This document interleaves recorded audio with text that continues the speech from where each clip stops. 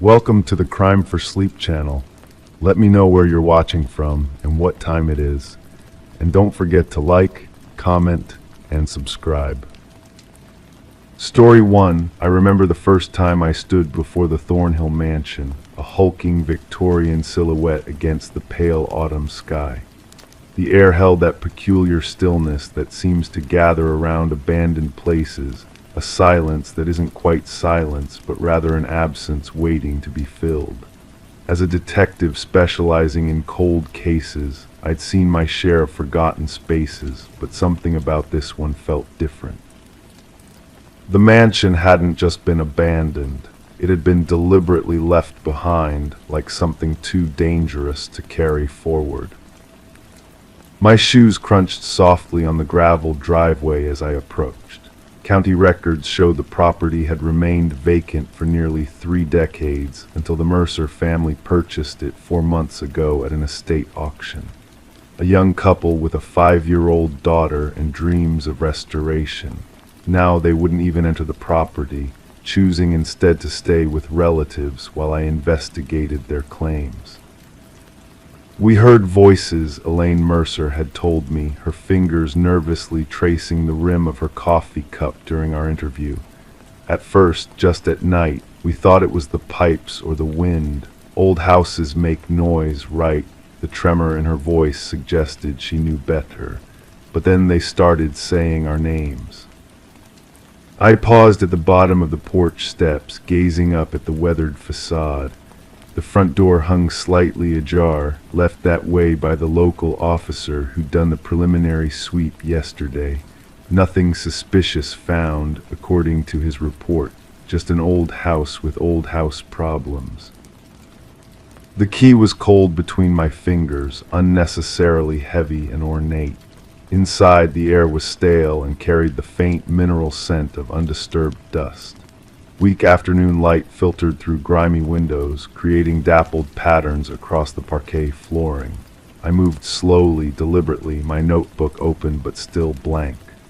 The foyer opened into a grand staircase, its banister carved with intricate patterns of leaves and vines that seemed to shift in the uneven light. "When did you first notice something was wrong?" I had asked Daniel Mercer, Elaine's husband. "The second week," he'd replied, his lawyer's precision momentarily breaking through his unease. "We just finished painting Lucy's room, our daughter. That night I heard what sounded like someone quietly reading aloud. When I went to check, the room was empty, but the walls, they seemed to be vibrating, like something was trying to push through." I ran my gloved hand along the wainscoting in the main hallway, feeling the subtle ridges of aged wood beneath my fingertips. The Mercers had begun renovations almost immediately. Fresh paint, new fixtures, repairs to the ancient plumbing system. It was during the removal of drywall in the upstairs bedroom that they made the first discovery. Climbing the stairs, I followed the route the responding officer had documented.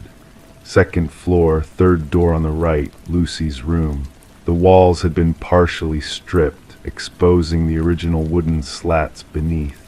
And there, carved into the wood with meticulous precision, were words that shouldn't have existed. "Lucy likes strawberry ice cream but not chocolate. Lucy is afraid of the dark. Lucy talks to her stuffed rabbit when no one is listening." I traced the letters with my penlight, noting the careful, almost loving attention to detail in each stroke. The carving wasn't new. The edges had the softness of age, suggesting they'd been there for years. Decades, perhaps, long before Lucy Mercer was born, long before anyone could have known her preferences or fears. "We thought someone was spying on us," Elaine had explained, her voice hardly above a whisper. "We checked for cameras, for listening devices, found nothing. Then we discovered more writings in our bedroom." I moved to the master bedroom, where larger sections of wall had been exposed. The carvings here were more extensive, forming paragraphs rather than simple statements. "Daniel fears he is becoming his father. He checks his hairline every morning for signs of recession. He lies awake wondering if Elaine still loves him. Elaine keeps secrets in her bottom drawer beneath old sweaters. She sometimes stands in the shower long after the water has run cold, thinking of the life she might have had. My camera clicked softly as I documented each section of text. The handwriting remained consistent throughout, neat, flowing cursive that belonged to another era. The Mercers had owned the house for just 4 months, yet these writings detailed intimate aspects of their lives, thoughts they claimed to have never shared with anyone. "When did you hear your names being called?" I asked, settling into the chair across from the kitchen table where both Mercers sat, their untouched tea growing cold between us. 3 weeks in, Daniel said. I was in the basement looking at the electrical panel. I heard Elaine calling me, but when I went upstairs, she was out grocery shopping. For me, Elaine added, it was Lucy's voice. I heard her crying, calling for me, but she was at school. The basement door protested with a long, drawn-out creak as I pulled it open. A cool draft carried the scent of damp earth and something else, something metallic and faintly sweet. My flashlight carved a path down the wooden steps, illuminating concrete floors and stone foundation walls. Unlike the upper levels, the basement remained untouched by renovation attempts. According to the property records I'd reviewed, the house had been built in 1887 by Jeremiah Thornhill, a successful businessman with interests in newspaper publishing. The family had lived here for 3 generations before the last Thornhill died in 1968. After that, the house had changed hands several times, but no one stayed longer than 2 years. The records didn't indicate why. In the far corner of the basement, my light caught something unusual, a section of wall that appeared newer than the rest.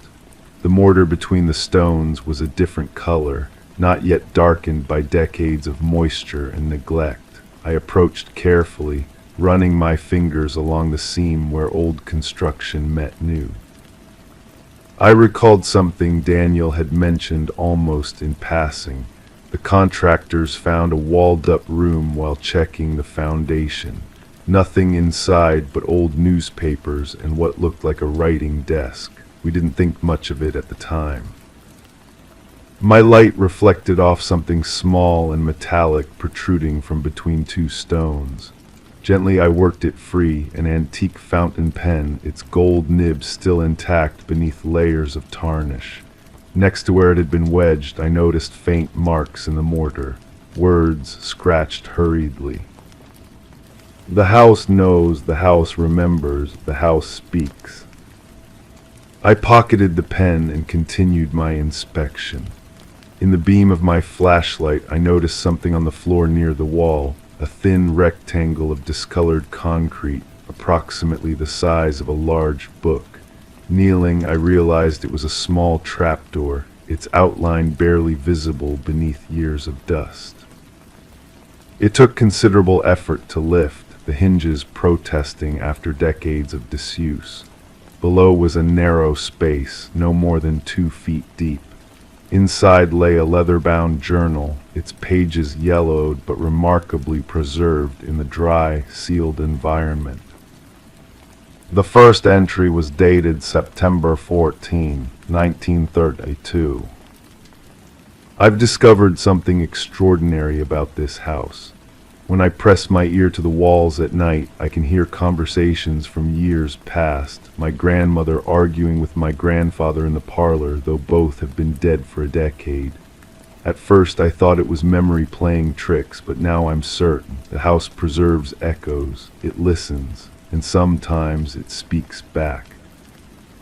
The entries continued, documenting the writer's, Edward Thornhill's, growing obsession with the house's apparent ability to absorb and later replay the lives lived within its walls. He described experimenting with different rooms, different times of day, gradually developing a method to not just hear but communicate with the house. May 3, 1933. I found that when I write on the wooden laths before the plaster is applied, the house remembers more clearly. It's as if I'm giving it a script to follow, words to repeat back in the voices it has collected over the years. The journal entries grew increasingly erratic as months passed, with Edward describing how he began removing sections of wall throughout the house, carving messages, predictions, and questions into the exposed wood before covering them again. November 28, 1933, the house has begun to answer my questions. When I ask about future occupants, it shows me glimpses, fragments of lives not yet lived within these walls. I see a young family, a child with golden hair, a man who doubts himself, a woman who harbors regrets. I carved their secrets into the bones of this house, so when they arrive, they will know they were expected. The final entry was dated January 15, 1934. They're coming to take me away tomorrow. My sister believes I've lost my mind, destroying our family home with my carvings and ramblings. Perhaps she's right, but the house knows the truth. The house will remember me. And someday, when the walls are opened again, someone will understand what I've discovered here. Records showed Edward Thornhill was committed to the state psychiatric hospital the following day, where he remained until his death in 1947. The house passed to his sister, who never lived in it but kept it until her death in 1968. I closed the journal, dust motes dancing in the beam of my flashlight. As I did, I became aware of a sound, faint but unmistakable, coming from somewhere above me. A voice, soft and muffled, as if speaking through layers of wood and plaster. It was saying my name. Standing in the center of the basement, surrounded by stone walls that had witnessed nearly a century and a half of human experience, I felt a profound sense of being listened to, of being known by something that had no right to know me. The air seemed to thicken around me, heavy with the weight of accumulated whispers. I climbed the stairs slowly, following the voice that continued to call out, leading me back to Lucy's room. In the fading afternoon light, I noticed something I'd missed before, a small section of wall I hadn't yet examined, partially hidden behind the door. There, carved into the wood in the same flowing script, was a message that hadn't been there during my first inspection.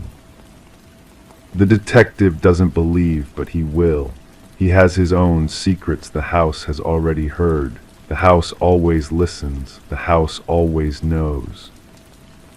I placed my hand flat against the carving, feeling nothing but the cool, unyielding surface of century-old wood. Yet somehow I knew with absolute certainty that somewhere within these walls, the house was placing its ear against mine, listening to the quickening of my pulse, the catch in my breath. And somewhere in a room I hadn't yet discovered, new words were being carved, words that told my story, my secrets, my fears, waiting for the next detective who would come looking for answers the house had already prepared. I left the Thornhill mansion as the sun began to set, casting long shadows across the overgrown garden. I would tell the Mercers what I'd found, the journal, the history of Edward Thornhill, the logical explanation for what appeared to be impossible knowledge. I would recommend further inspection of the walls, perhaps consultation with historical preservationists who might find value in Edward's disturbed but remarkable craftsmanship. What I wouldn't tell them was that as I walked to my car, I heard my name called once more, not from the house this time, but from the pen in my pocket. And when I examined it later that night, I found tiny words etched into its barrel that hadn't been there before. Come back soon, the house misses you already. I never returned to the Thornhill mansion. The Mercers sold it without ever moving back in. but sometimes when I'm falling asleep, I swear I can hear the faint scratch of metal on wood, carving words I'm afraid to read, telling stories only the walls remember. Story 2, I remember the first time I noticed the change in the photograph. It was a Tuesday morning in late October, the kind where the sunlight filters through half-bare trees, casting long shadows across hardwood floors. The photograph had been on my desk for years, a simple 5x7 print in a silver frame, showing my childhood home bathed in the amber glow of a summer sunset. My grandmother had taken it the year before she passed, capturing the Victorian farmhouse where I'd spent my first 18 years. That morning, as the steam rose lazily from my coffee cup, I reached for a pen and my gaze drifted to the familiar image. The porch swing where I'd read countless books, the weathered blue shutters my father repainted every spring, the sprawling oak that had housed my childhood treehouse, and someone standing in the doorway. I blinked slowly, certain my eyes were playing tricks in the early morning light. The doorway had always been empty in this photograph. I'd looked at it thousands of times, had even used it as reference when describing my childhood home to friends. But there it was, a figure, blurred and distant, a vague human shape occupying space where there should have been nothing but shadow. I lifted the frame, studying it more carefully. The figure was indistinct, like a person captured mid-movement. I couldn't make out features, just the suggestion of someone standing there, watching the photographer, watching my grandmother as she captured this moment. "That's strange," I whispered to myself, running my finger across the glass. Had this apparition always been there, overlooked through years of casual glances? I set the photograph down, finished my coffee, and went about my day. 3 days later, I picked up the frame again. The figure was clearer now, still blurry around the edges, but unmistakably a man, tall, thin, wearing what appeared to be dark clothing. He stood more fully in the doorway, no longer partially obscured by shadow. My heart beat a slow, steady rhythm against my ribs as I examined every pixel of the image. The house was exactly as I remembered: the peeling paint on the porch steps, the flower beds my mother had meticulously maintained, but this man was a stranger, an impossibility. I called my sister that evening. "Do you remember anyone being at the house when Grandma took that sunset photo?" I asked, keeping my voice calm despite the unease settling in my stomach. "What sunset photo?" she asked. "The one of the house, you know, the one Grandma took that summer before she died. I have it framed on my desk." A pause. "Oh, that one. No, I don't think anyone was there. It was just us, and you were with me at the lake, remember? Grandma stayed behind because her knees were bothering her." I thanked her and ended the call, then pulled the photograph from its frame. The back held no clues, just the date stamped from the developer and my grandmother's elegant handwriting. The homestead, July 1997. I slid it back into place and returned it to my desk, face down.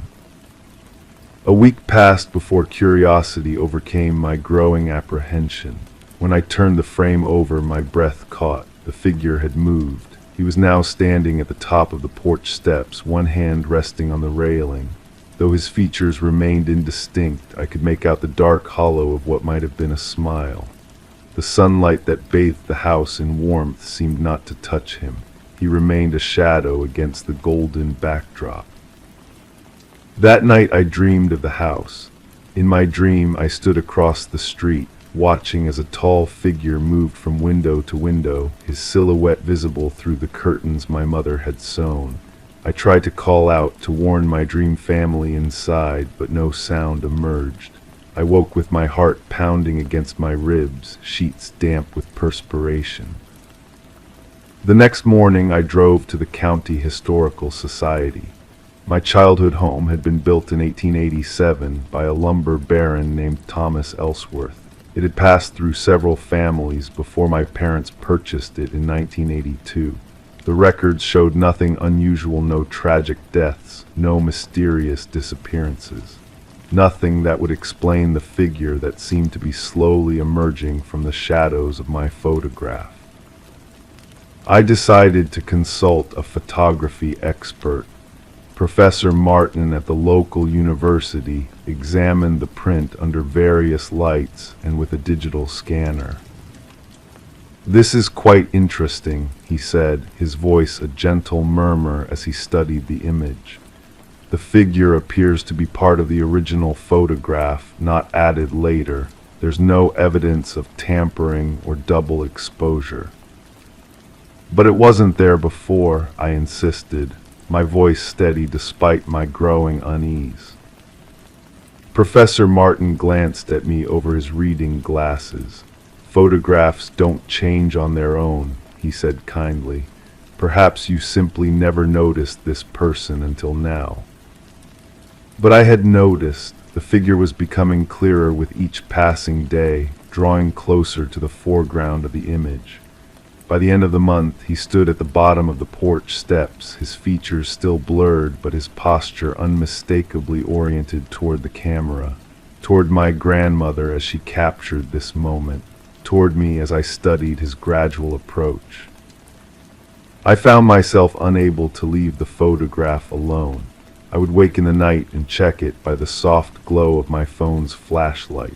Each morning I dreaded to see some new progression in his march forward. I began to research the psychology of pareidolia, the tendency to perceive familiar patterns where none exist. I read about the degradation of photographic paper, about chemical changes that can occur over time. Nothing explained what I was witnessing. 2 months after I first noticed the change, I received a call from my sister.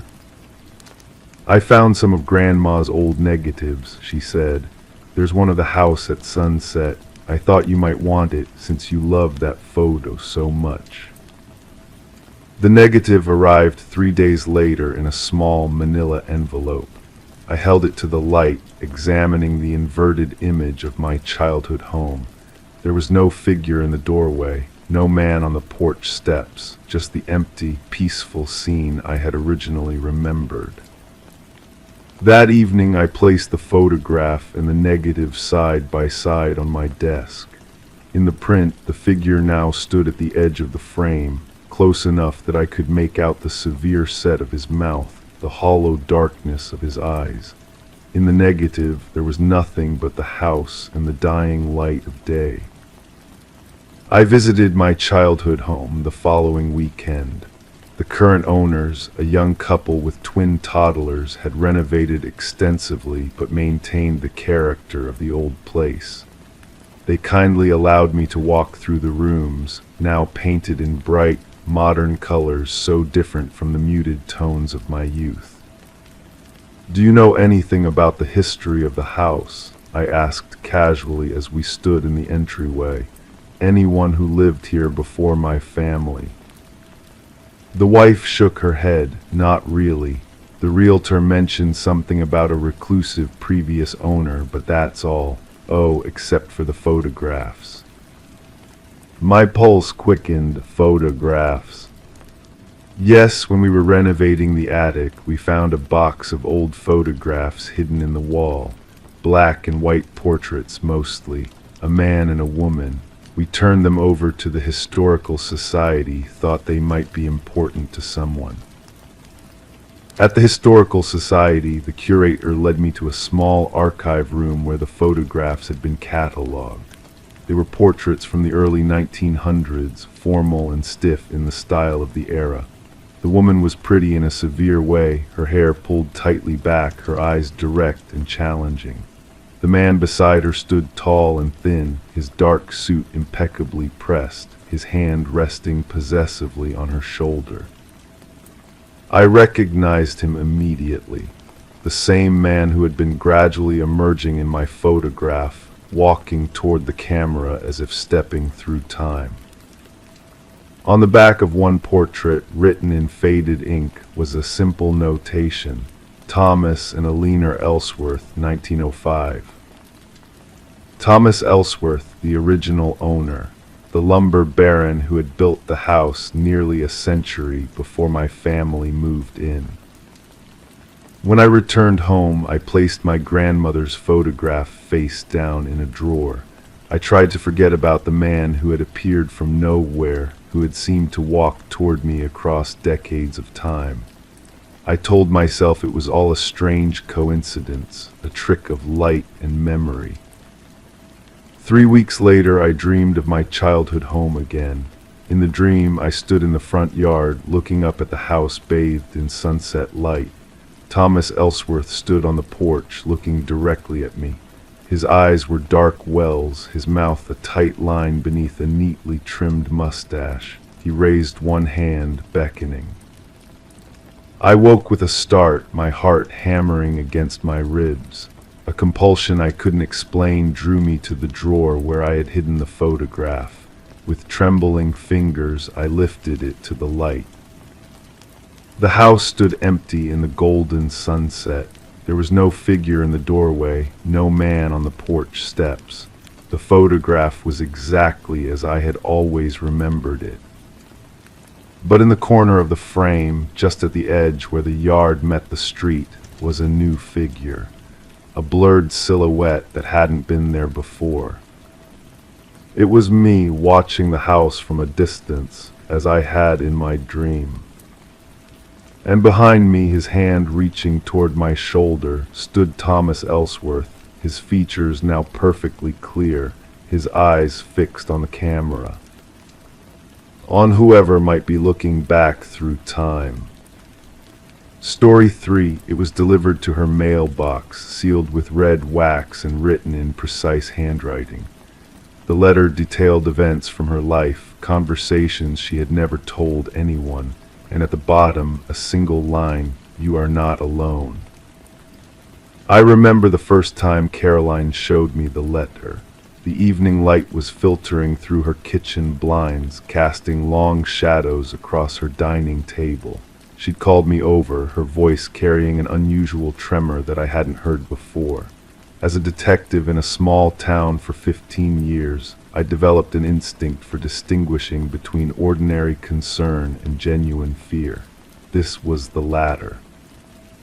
The paper felt expensive between my fingers, heavyweight stationery with a subtle texture that spoke of quality and intention, not something purchased impulsively. The handwriting flowed across the page in deep blue ink, each letter formed with meticulous precision. Too perfect to be casual, too consistent to be impulsive. "When did this arrive?" I asked, keeping my voice deliberately measured as I examined the red wax seal that had been broken. It bore no insignia, just a smooth circular impression. Caroline pushed a strand of graying hair behind her ear, her fingers visibly trembling. "Yesterday afternoon," she replied, her eyes never leaving the letter in my hands. "I thought it was something from the Historical Society at first. They sometimes send fancy invitations for fundraisers." I nodded slowly, allowing silence to settle between us as I read through the contents again. The writer described a conversation Caroline had with her sister 3 weeks ago on her back porch. A private discussion about possibly selling their deceased parents' lake house. They'd mentioned specific dollar amounts that only the two of them would know. The letter also referenced the blue sweater Caroline had been wearing last Tuesday when she went to her doctor's appointment, and how she'd stopped at Wilson's pharmacy afterward to pick up her prescription. Every detail was mundane but unmistakably accurate and deeply personal.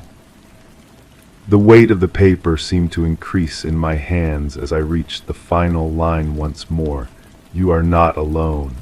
4 words that transformed ordinary observations into something sinister. "Have you noticed anyone watching you? Any unfamiliar cars parked on your street? I asked, placing the letter carefully back into its envelope. The room had grown dimmer, requiring me to reach over and switch on the small table lamp.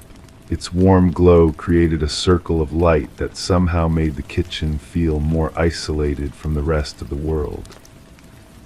Caroline shook her head. No, nothing obvious, but since reading that, she gestured toward the envelope, unwilling to touch it. I felt different in my own home, like there are eyes on me through the windows. I've been closing all the blinds before sunset. I made notes in my small leather-bound notebook, the soft scratch of my pen against paper the only sound in the room for several moments. Caroline had lived in Millfield her entire life, a retired librarian, widowed 5 years ago. No known enemies, no recent disputes with neighbors, nothing that would make her a target for harassment. "May I take this with me?" I asked, referring to the letter. "I'd like to check for fingerprints, analyze the paper stock, the wax might give us some leads." She nodded quickly, relief visible in the slight relaxation of her shoulders. "Please, I don't want it in my house."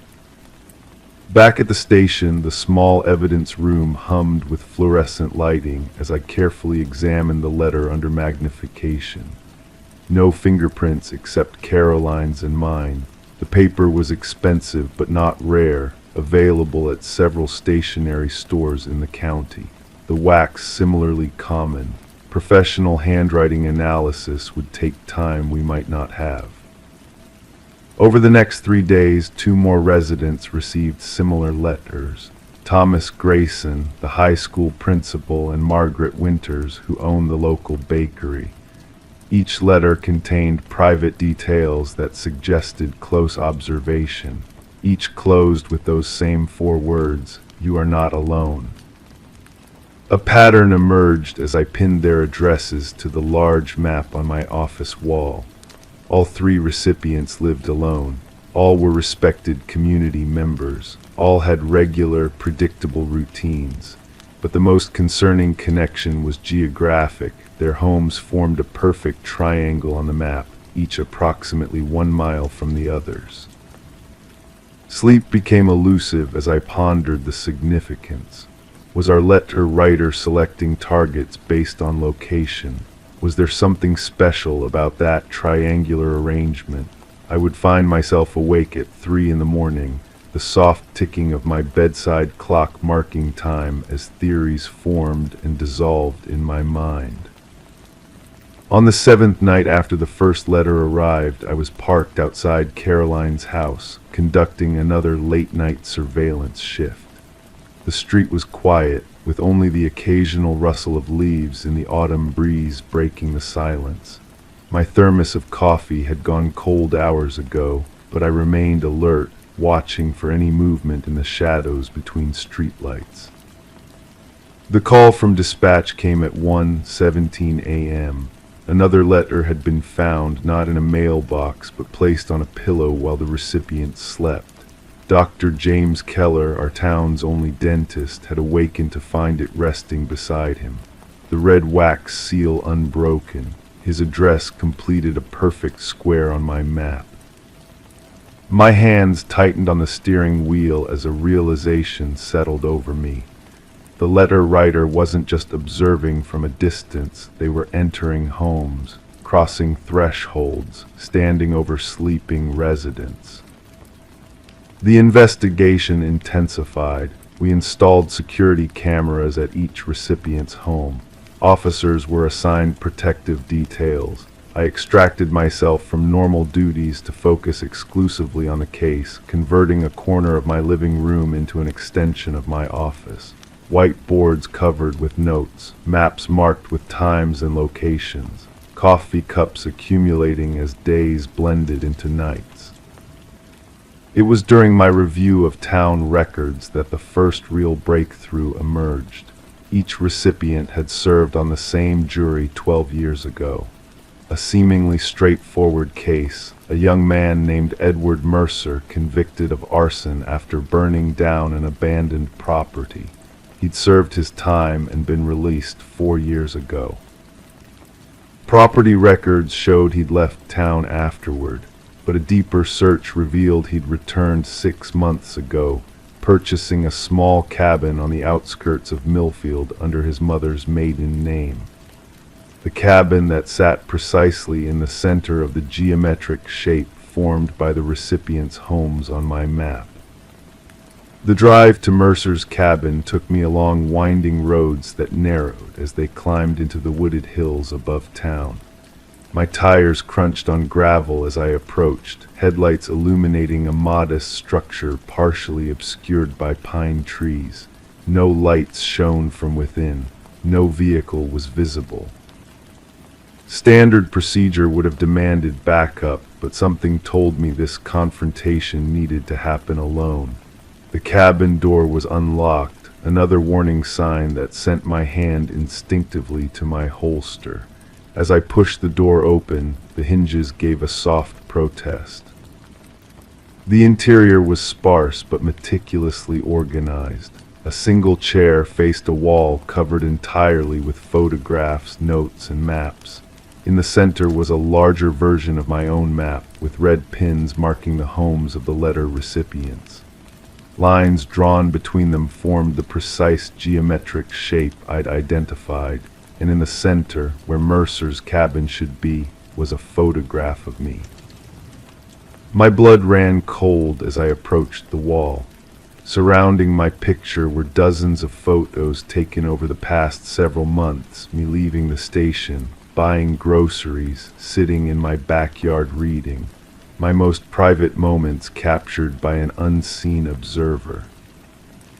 And there, on a small writing desk beneath the wall, was a stack of expensive stationery, a fountain pen filled with blue ink and a stick of red sealing wax. Beside them lay a single envelope. I didn't need to see the name written on it to know it was mine. With trembling fingers that betrayed my professional composure, I broke the seal and unfolded the letter inside. The same precise handwriting filled the page with details of my investigation, every step I had taken, every theory I had considered. It ended not with the phrase I expected, but with something far more unsettling. Now you understand, you are never alone. Movement in the doorway caught my attention, a silhouette darker than the night behind it. Edward Mercer stood watching me, his expression not one of anger or vengeance, but of quiet satisfaction, as if his work was now complete. "They forgot about me," he said softly, his voice carrying easily in the cabin's silence. 12 years and they all went back to their lives, but I remembered them. Every day. I never drew my weapon, maybe I should have. Instead, I found myself asking the question that had consumed me since the first letter appeared. Why now? His answer came after a thoughtful pause. Because revenge isn't about punishment, it's about awareness. I wanted them to feel what I felt, watched, exposed, vulnerable. A sad smile crossed his face. And I wanted someone to understand. That's why I chose you to find me. Edward Mercer offered no resistance when backup finally arrived. He was charged with stalking, breaking and entering, and criminal harassment. But as they led him away, his eyes met mine with a look that suggested the outcome had always been part of his design. The case was officially closed. The letters stopped. The town gradually returned to normal, but sometimes when I'm alone in my house at night, I find myself checking the locks twice, drawing the curtains more carefully, listening for footsteps that aren't there. Because once you've discovered what it means to be truly watched, a part of you is never quite alone again. Story 4, I remember the first time I stepped into apartment 403. The air felt different there, heavier somehow, as if the space itself was holding its breath. It was late September, the kind of autumn day where golden light spills through half-bare trees, creating patterns on hardwood floors that dance and shift with the afternoon breeze. The landlord, Mr. Harmon, jangled his keys nervously as he showed me around. "No one's lived here for nearly 3 years," he said, his voice echoing slightly in the empty living room. His fingers tapped against his thigh in an irregular rhythm. "Good price for the neighborhood, real good price." I nodded, running my fingertips along the kitchen counter. The marble was cool to the touch, almost too cool for the warm day outside. The apartment was perfect for me, a one-bedroom with large windows and high ceilings in a pre-war building.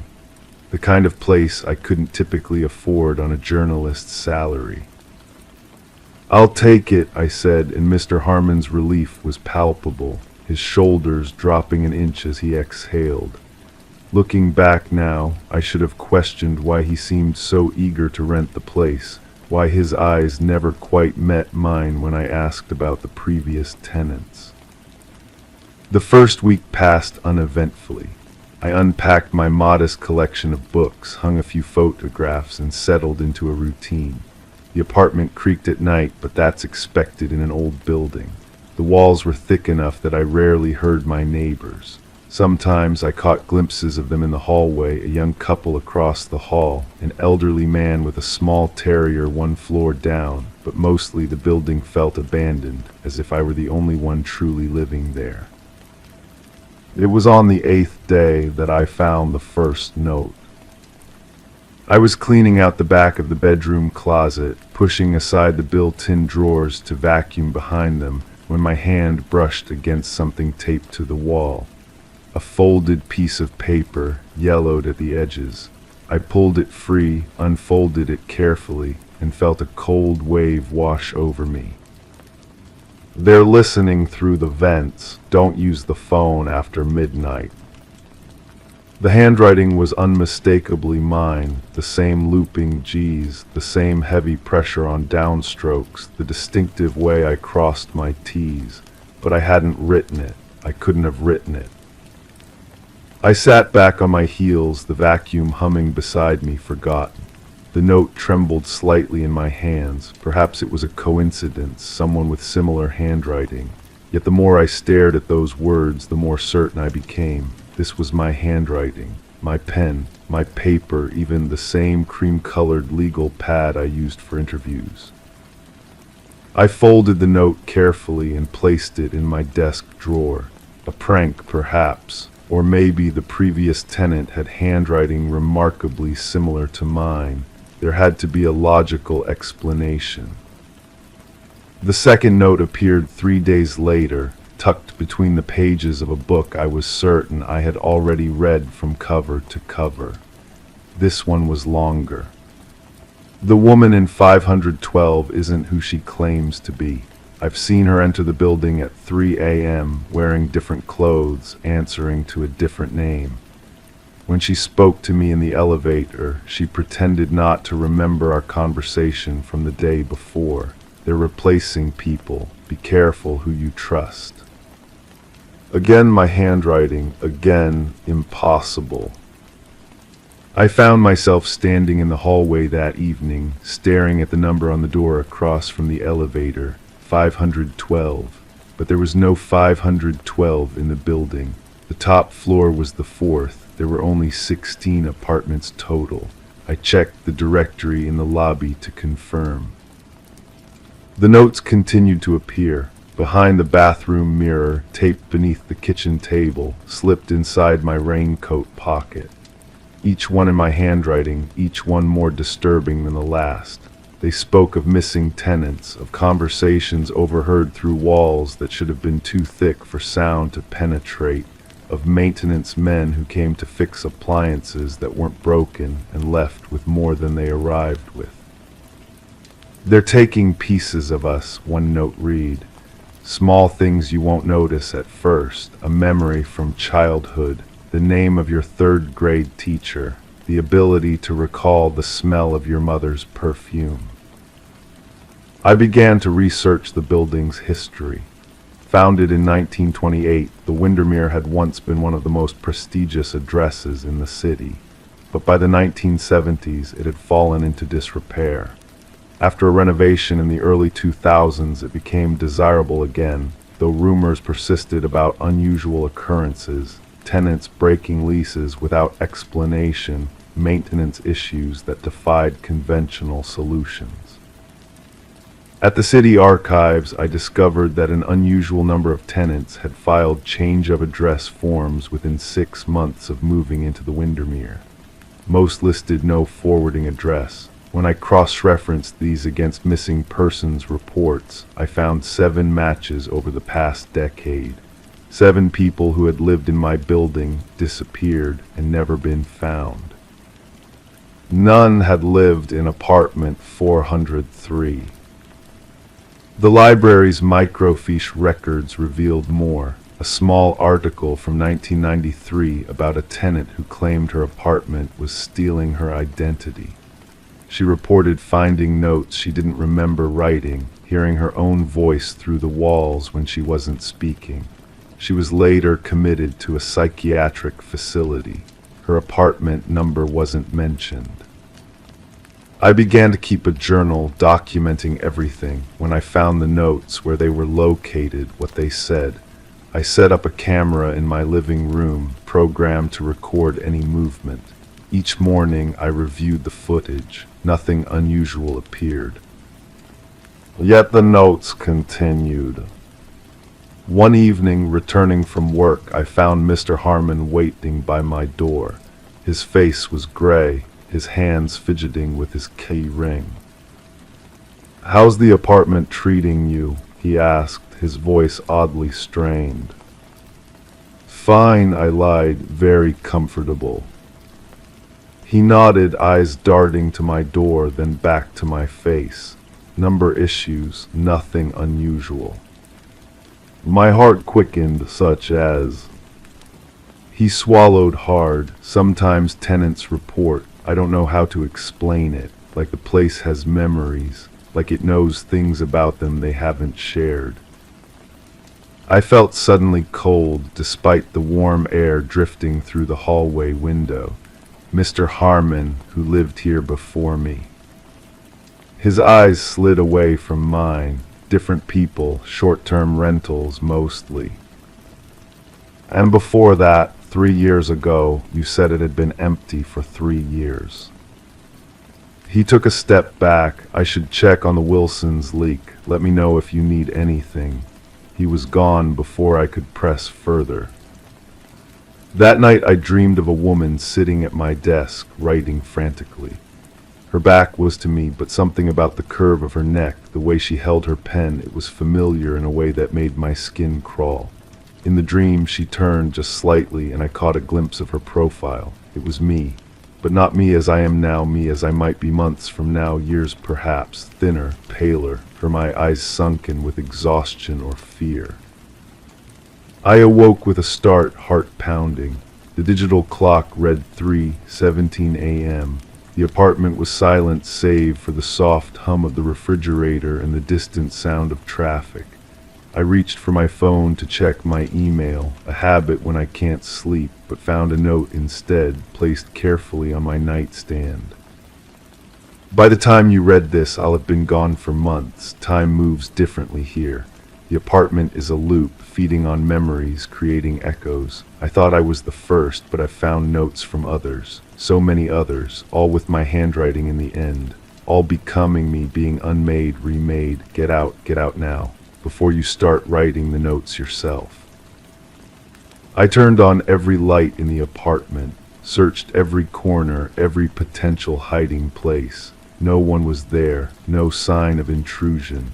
The chain lock on my door was still fastened from the inside. The next day I gave notice.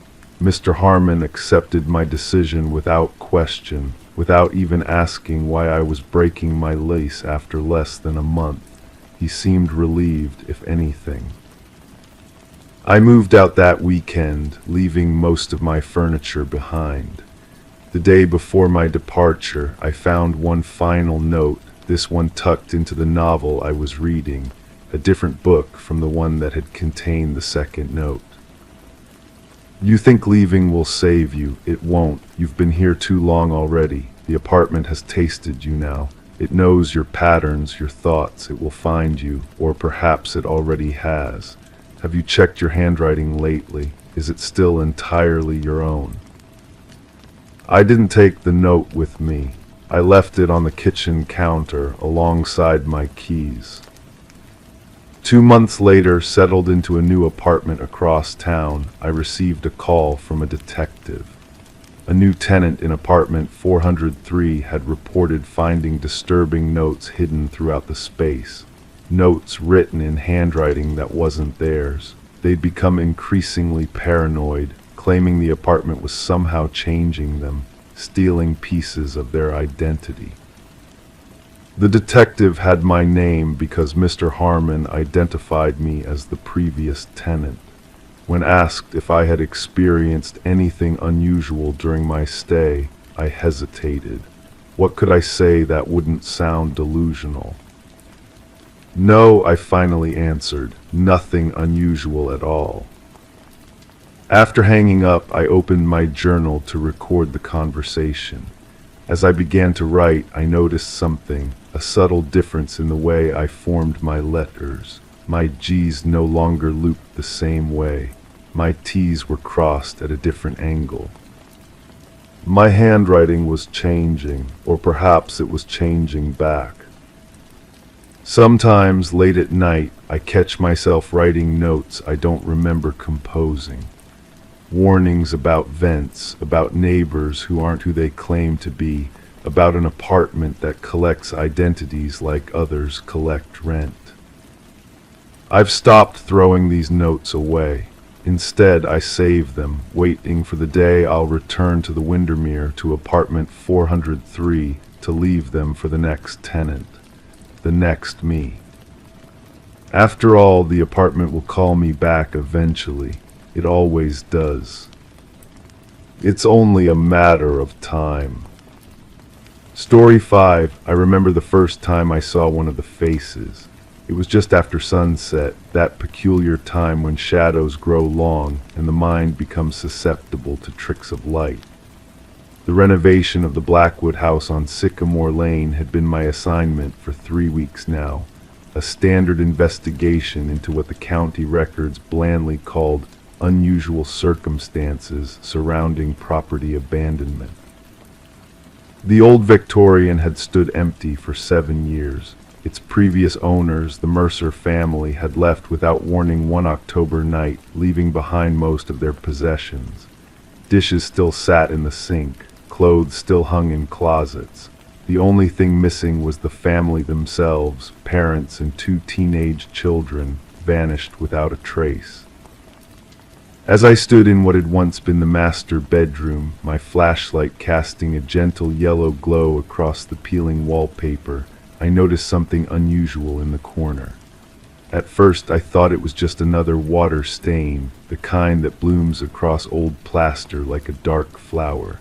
But as I moved closer, my breath catching slightly in my chest, I realized it wasn't random at all. It was a face. Not painted or drawn, but somehow formed within the very texture of the wall itself. The cracked paint and exposed plaster created the unmistakable outline of eyes, wide and frightened, a nose, and a mouth frozen in what might have been a scream. I told myself it was pareidolia, that human tendency to see faces in random patterns, just a trick of the mind, nothing more. The county had finally authorized the renovation after years of legal limbo. No relatives had stepped forward to claim the property, and eventually it had fallen to the state. My job was simple: document the renovation process, note any evidence that might explain the family's disappearance, and close the case file that had remained open since 2015. "You finding anything interesting in there, Cooper?" Sarah's voice drifted up from the first floor. My colleague was photographing the living room, cataloging the items left behind. "Just some water damage," I called back, my voice sounding strange even to my own ears. I didn't mention the face. There was no reason to sound unprofessional. I made a note in my small leather-bound notebook, the scratch of pen against paper unnaturally loud in the silent house. The contractors would begin work tomorrow, tearing down walls, removing the old wallpaper, erasing whatever secrets this house might hold. That night in my apartment, I dreamed of the Blackwood house. In my dream, I walked from room to room, my footsteps echoing on hardwood floors. Each wall I passed seemed to ripple slightly, as if something beneath the surface was struggling to break free. I returned the next morning as the contractors began their work. The foreman, a heavy-set man named Grisham with calloused hands and tired eyes, met me at the door. "Been doing this work 30 years, he said, shaking his head slowly. "Never felt anything like this house. It's like the walls are watching us." I nodded, not trusting myself to speak. I had dismissed my own experience as imagination, but hearing someone else express the same feeling sent a whisper of unease down my spine. By mid-afternoon, the contractors had stripped the wallpaper from the dining room. I stood in the doorway, watching as decades of decorating choices were revealed in layers, floral prints giving way to stripes, stripes to solid colors, and beneath it all, the original plaster. And then I saw another one. This face was different from the first, older, lined with what might have been wisdom or pain. It emerged from the plaster like a photograph slowly developing. The workers didn't seem to notice it, continuing their methodical stripping of the adjacent wall. "Could you all take a break?" I asked, my voice steadier than I expected. "I need to document this area before you continue." When they had filed out for their lunch break, I approached the wall cautiously. The face seemed more defined now that we were alone, its features sharpening as if it knew it was being observed. I took several photographs, the camera's flash briefly illuminating the room. That's when I noticed the other faces, dozens of them in various stages of emergence, spreading across the wall like a silent crowd. Some were barely more than suggestions, an eye here, the curve of a jaw there. Others were fully formed, their expressions ranging from serene to terrified. The renovation continued for days, and with each layer of history peeled away from the house, more faces revealed themselves. They appeared in every room, but were most concentrated in what had been the children's bedrooms. Young faces, old faces, some that seemed to shift their expressions when viewed from different angles. I began researching the house's history, digging deeper than the cursory background check that had been done when the case was opened. The Blackwood house, I discovered, had been built in 1887 by Jerome Blackwood, a wealthy industrialist. The land it stood on had once belonged to a small religious community that had disappeared under mysterious circumstances in the 1850s. The house had changed hands numerous times over the decades. Curiously, many of the owners had left suddenly, often without selling or properly transferring ownership. The house would sit empty for years, then be claimed by distant relatives or revert to the state, only to be sold again. And there were the disappearances, not just the Mercer family, but others before them. Not always every member of the household, sometimes just one or two, leaving the others to move away shortly after, never speaking about what had happened. 1 week into the renovation, Grisham approached me as I was examining a particularly detailed face that had emerged in the hallway bathroom. "My men are quitting," he said simply. 3 didn't show up today. The others are talking about voices coming from the walls. I had heard them too, faint whispers that seemed to echo through the house at night, though I had told myself it was just the wind finding its way through the old structure. "We need a few more days," I told him. "The county needs this documentation completed." He looked at me strangely. "You're changing," he said finally. Your face, it's different somehow. That night I stayed in the house alone. I told myself it was to document any unusual phenomena to gather evidence for my report. But the truth was simpler and more disturbing. I felt drawn to the house, to the faces. I wanted to know their stories. I set up a small camp in the living room, away from the walls with their watching eyes. As the night deepened, the whispers grew louder, more distinct, not coming from the walls, I realized, but from within them. At 3 a.m, I approached the wall in the master bedroom where I had seen the first face. In the beam of my flashlight, it seemed more three-dimensional now, as if it was pushing outward. I reached out hesitantly and touched it. The plaster was warm, almost feverish, and seemed to pulse slightly beneath my fingertips. And then, with a clarity that left no room for doubt or denial, I heard a voice. "Help us." I stumbled back, my heart hammering against my ribs. The voice had been clear, unmistakable, a child's voice, frightened and alone. "Who are you?" I whispered into the darkness.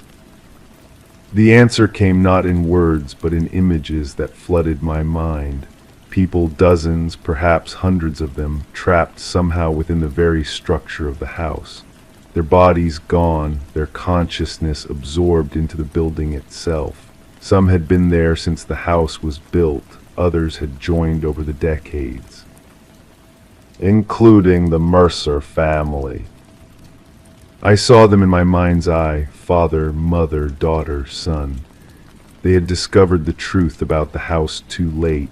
Like the others before them, they had tried to leave, but the house, hungry, always hungry, had kept them.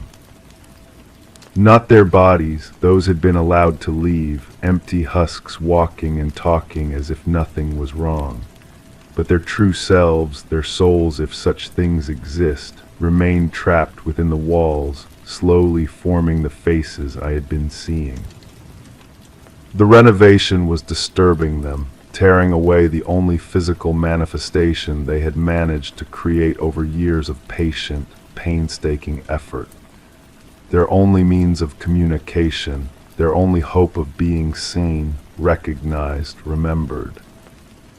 I left the house as dawn broke, my notes incomplete, my camera full of images I wasn't sure I wanted to review. My report would recommend the renovation be halted, the house condemned and demolished. I would cite structural concerns, environmental hazards, anything that would ensure no one else moved into the Blackwood house. But as I walked to my car, I felt a strange sensation on my face, as if my skin was tightening, hardening. In the rearview mirror, I caught a glimpse of my reflection. Was that a change in the contours of my features, a subtle shift in the set of my mouth, the look in my eyes? I drive home now, trying to convince myself that everything is normal. But sometimes, when I'm alone in my apartment, I run my fingers over the surface of my face and wonder if I'm truly alone in my skin. And sometimes, in the dead of night, I hear whispers from within my walls, calling me back to the Blackwood house, back to the room that grew faces. They're waiting for me, and I'm afraid that sooner or later I will go back. Story 6. The park bench was still warm from the afternoon sun when I first opened the case file. A gentle breeze moved through the sycamore trees above me, creating a soft, rustling soundtrack that seemed to echo the whispers of this case. I often come here to review my notes, away from the sterile fluorescent lights of the precinct. Something about the natural light helps me see things more clearly, connections that might otherwise remain hidden in the shadows of my office. I ran my fingers across the manila folder, feeling the slight texture of the paper beneath my fingertips. Inside were the fragments of a life interrupted, photographs, interview transcripts, evidence logs, all meticulously compiled but still failing to tell the complete story of Eliza Warren. Eliza was 28, a librarian at the local university. She lived alone in a small apartment not far from where I now sat. My colleagues initially dismissed her case as another stalking incident that would likely resolve itself. But there was something in her eyes in the photograph clipped to the front of the file, a quiet intelligence, a cautious awareness that told me this was different. According to the statement she gave 3 weeks before her disappearance, it began right here in this park. A man approached her on an early Tuesday morning while she was reading on this very bench. He had calm eyes and a gentle smile, she said, nothing threatening in his demeanor, nothing that would make her walk away. "You're Eliza," he had said, not as a question, but as a statement of fact. She acknowledged that yes, she was Eliza, though she couldn't recall meeting him before. That's when things took a turn toward the inexplicable. He began to describe in precise detail a recurring dream she'd been having for months, a dream of standing in an empty house, all the rooms connected by long hallways that seemed to stretch and contract as she moved through them. In the dream, she was searching for something, though she never knew what, and every closed door filled her with a sense of both anticipation and dread. It was a dream she had never shared with anyone, not her mother during their weekly phone calls, not her closest friend Hannah, who'd known her since childhood, not even in the journal she kept by her bedside. "How did you know that?" she had asked him, her voice barely above a whisper. The man's smile hadn't wavered. "You told me," he replied simply. I closed the file and watched as the shadows lengthened across the park grass. The air had grown cooler, carrying with it the faint scent of autumn. 3 days after this encounter, Eliza reported feeling watched. Security footage from the university library showed a man matching the description lingering near the reference desk where she worked, though his face was never clearly captured on camera. 1 week later, she called the police again, this time with a trembling voice. She'd found a handwritten note slipped under her apartment door. "I know what you're dreaming tonight," it read. The handwriting analysis gave us nothing conclusive. 2 weeks after her initial report, Hannah called to say Eliza hadn't shown up for their planned dinner. When officers arrived at Eliza's apartment, they found no signs of forced entry. Her bed was neatly made. A cup of tea sat on her nightstand, half consumed and cold. Her phone was charging on the kitchen counter. The only thing out of place was her journal, open on her desk to a blank page with a single sentence written in handwriting that, according to both Hannah and Eliza's mother, was not her own. "Now you'll tell me all your dreams." I gathered my notes as darkness began to settle over the park. This case had become something of an obsession for me, perhaps because of the way my fellow detectives had so quickly filed it away as just another missing person case that would likely never be solved. Perhaps because of that look in Eliza's eyes in her photograph, the look of someone who sensed something was coming but couldn't quite name it. The forensic psychologist I consulted suggested we were dealing with someone who had been watching Eliza for much longer than she realized. Someone who had perhaps gained access to her apartment before, read her private thoughts, learned her habits and routines. But that didn't explain how he knew about dreams she claimed she'd never documented. 3 months into the investigation, we received a call from a librarian at a small community college 2 counties over. She had found a journal in a return book drop, a journal with Eliza's name inscribed on the inside cover. The pages were filled with detailed descriptions of dreams, written in Eliza's handwriting, dated well after her disappearance. I drove out to the college immediately, my hands gripping the steering wheel so tightly my knuckles turned white. The journal was authentic. Her mother confirmed the handwriting. The final entry was dated just 2 days before we recovered it. He says I can go home soon, it read. Once I've told him everything, once there are no more dreams left to share. We expanded our search to the areas surrounding the college, bringing in additional officers and search dogs. Abandoned buildings, wooded areas, vacant homes, anywhere someone could be kept against their will, but the search yielded nothing.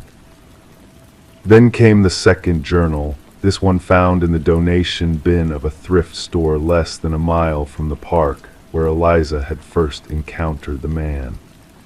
The entries were becoming increasingly disjointed, descriptions of dreams blending with what appeared to be fragments of reality. Sometimes I'm not sure if I'm awake or dreaming anymore, one entry read. He sits across from me and listens as I tell him about the house with the endless hallways. He nods as if he's been there himself. Maybe he has. Maybe that's how he knew. The investigation continued, but with each passing month the trail grew colder. The journals stopped appearing.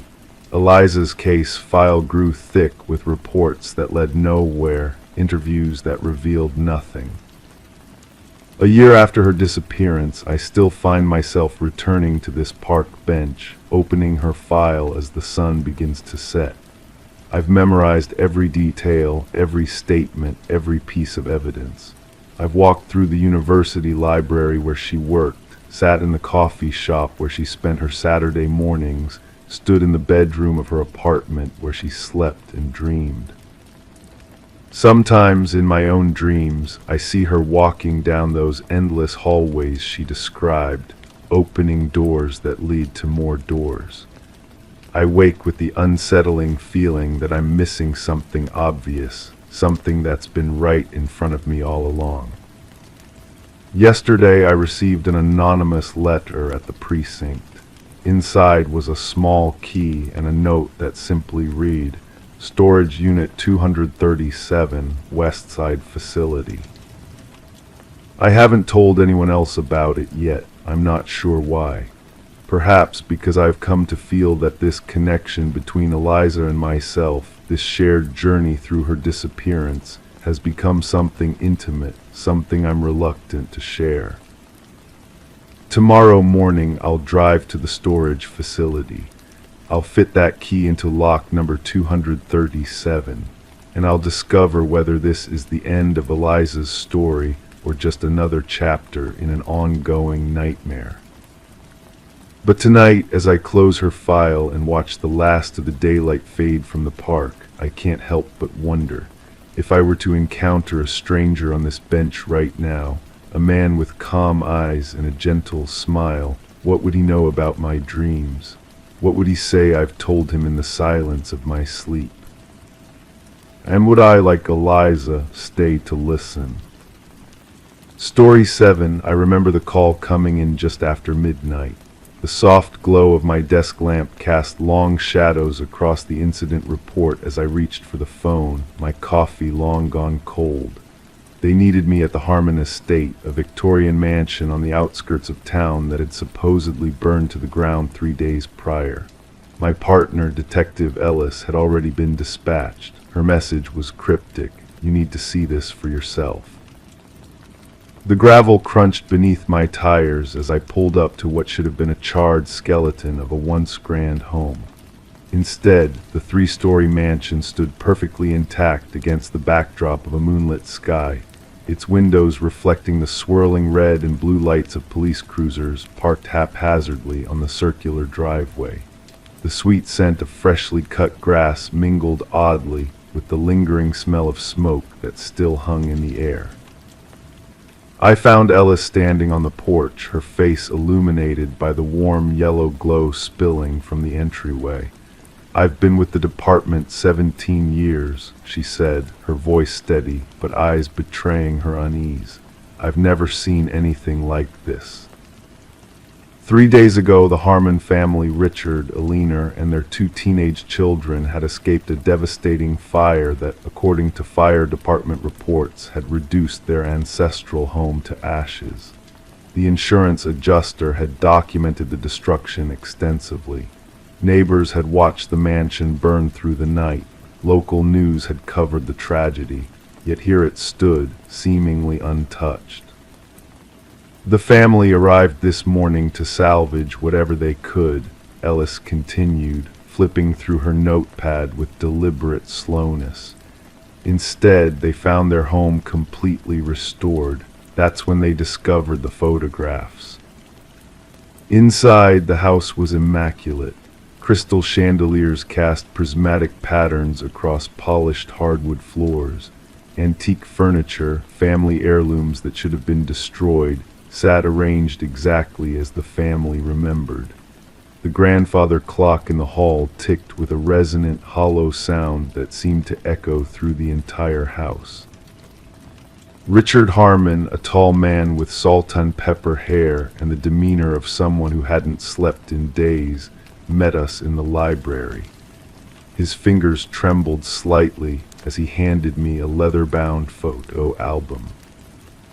"These weren't here before," he whispered, his voice barely audible over the soft patter of rain that had begun to fall outside.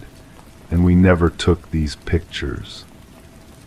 The album contained dozens of photographs of the Harmon family, Richard reading in his study, Alina gardening, their children asleep in their beds. Some showed them having dinner together, laughing around the table. Others captured private moments, arguments, tears, reconciliations. The most recent photos showed them standing outside, watching their home burn. The time stamps, Ellis pointed out, her finger hovering over the digital dates embedded in the corner of each image. These were taken over the past year, including ones from during and after the fire. Alina Harmon joined us, wrapping her cardigan tightly around herself despite the comfortable temperature inside. "There's more," she said, leading us upstairs. The wooden stairs creaked beneath our weight with an almost musical quality. The master bedroom looked untouched, not a single item out of place. Alina opened the top drawer of her vanity and removed a journal bound in soft leather. "This is my handwriting," she said, "but I never wrote these entries." The journal contained detailed accounts of events that had occurred after the fire, their temporary stay at a local hotel, conversations they'd had in private, even thoughts Alina claimed she had never shared with anyone. "The last entry was written today," Richard added, his voice hollow. "It describes your arrival, detective." While Ellis continued interviewing the Harmons, I methodically inspected the house. In the basement, I found freshly disturbed soil near the foundation. Behind the house, thin wisps of smoke still rose from a small patch of ground, though the earth there was cool to the touch. The fire chief arrived an hour later, his confusion evident as he examined the structure. "I watched this place burn," he insisted, running his hand along a wall that showed no signs of damage. "We couldn't save anything." We obtained the insurance adjuster's photographs, which clearly showed a charred foundation where the house had once stood. The recovery company confirmed they had been scheduled to begin clearing debris tomorrow. Over the following weeks, our investigation revealed peculiar details. The Harmon house had been built in 1887 by Jonathan Harmon, Richard's great-great-grandfather, a man rumored to have practiced unconventional sciences.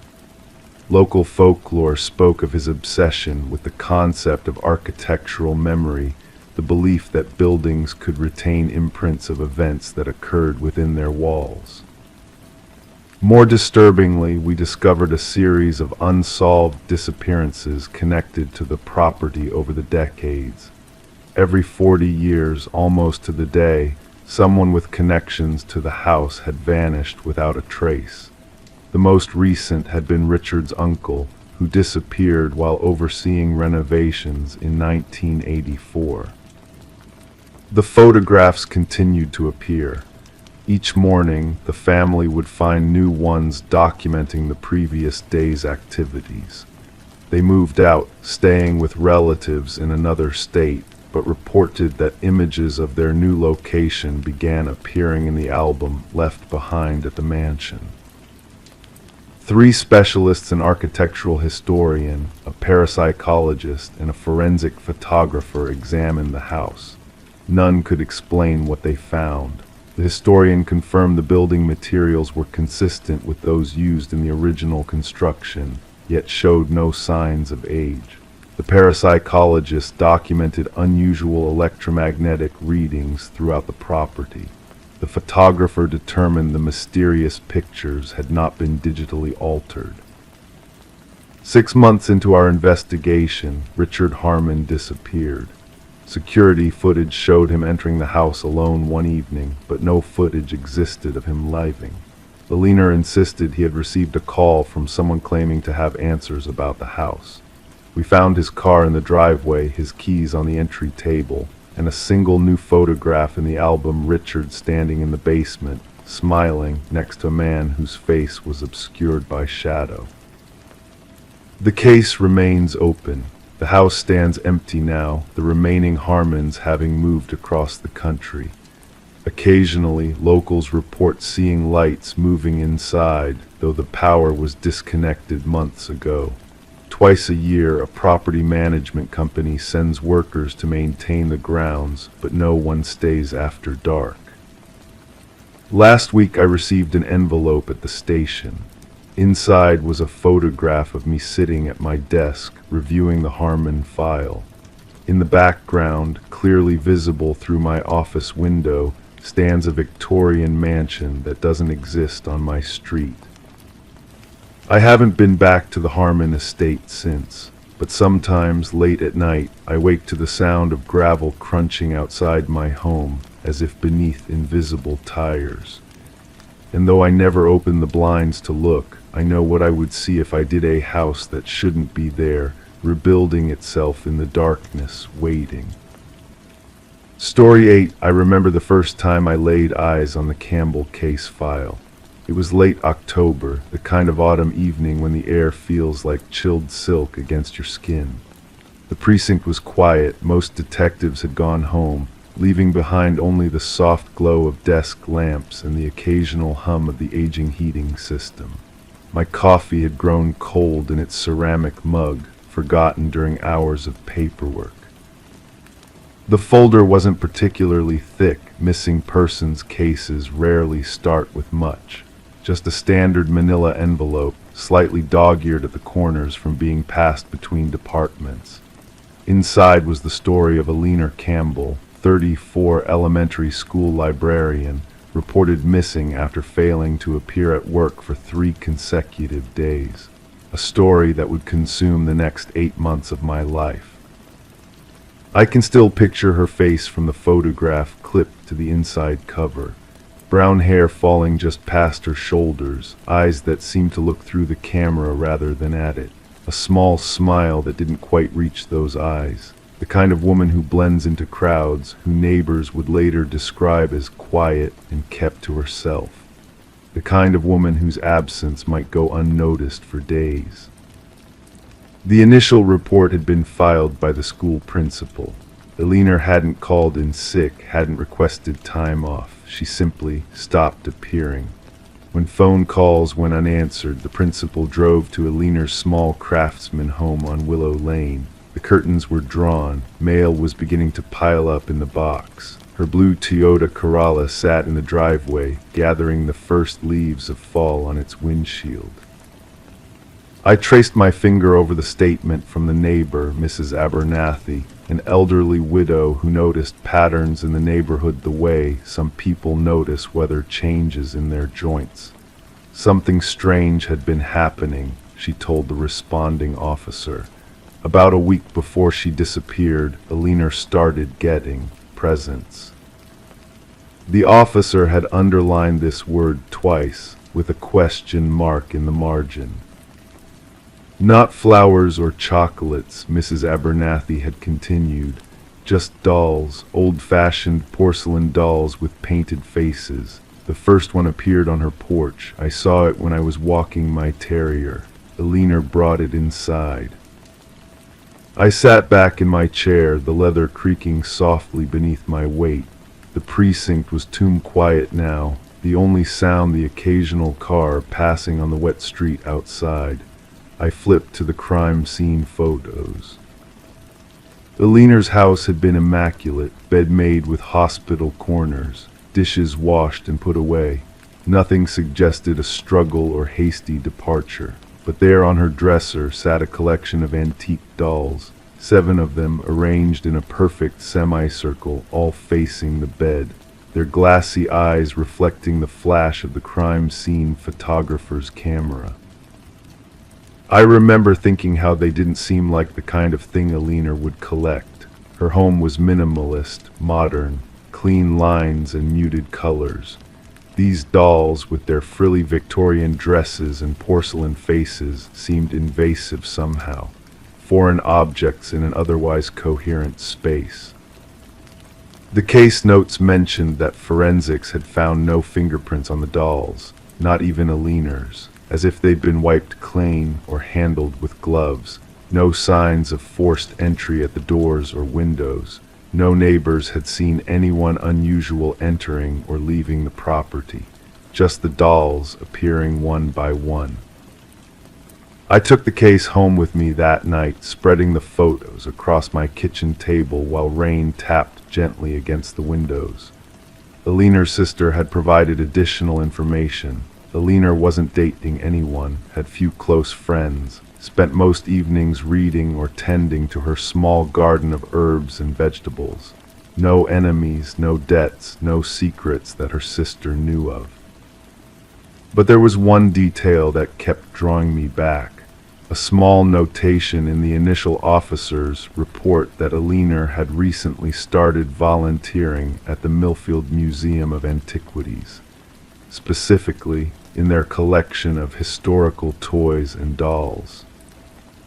The museum curator, Dr. Vivian Mercer, was hesitant when I first approached her.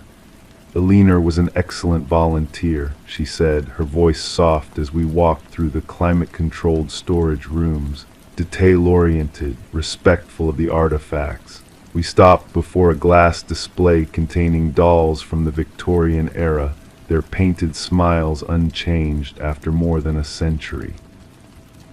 Did she ever mention feeling uncomfortable, perhaps receiving similar dolls at home? I asked, watching Dr. Mercer's reflection in the glass. There was a momentary hesitation before she spoke. Not exactly, but there was an incident about 2 weeks before she stopped coming in. Dr. Mercer's voice dropped even lower. We have a special collection, not on public display, dolls with difficult histories, objects people have attributed strange occurrences to over the years. My skin prickled slightly as she continued. Alina was cataloging them. She found one that wasn't in our records, a porcelain doll with unusually lifelike features. According to the label inside the storage box, it belonged to a young girl in 1887 who claimed the doll would move at night, inch by inch, closer to her bed. What happened to the girl? I asked, already suspecting the answer. She disappeared. The only thing left behind was the doll sitting on her pillow. The museum's records showed that the doll in question was indeed missing from its designated storage location. No signs of theft, no alarms triggered. It had simply vanished from its archival box around the same time Alina began finding identical dolls on her porch. I spent weeks interviewing everyone connected to Alina, her colleagues at school, her few friends from book club, her sister and distant relatives. No one knew of anyone who would want to harm her or who would play such an elaborate, disturbing prank. The dolls yielded nothing under forensic analysis. No DNA except trace amounts from Alina herself. No fingerprints, no distinctive manufacturing marks that could be traced to a purchaser. 3 months into the investigation, we received a call from a real estate agent who had been hired to sell a property in the rural outskirts of town.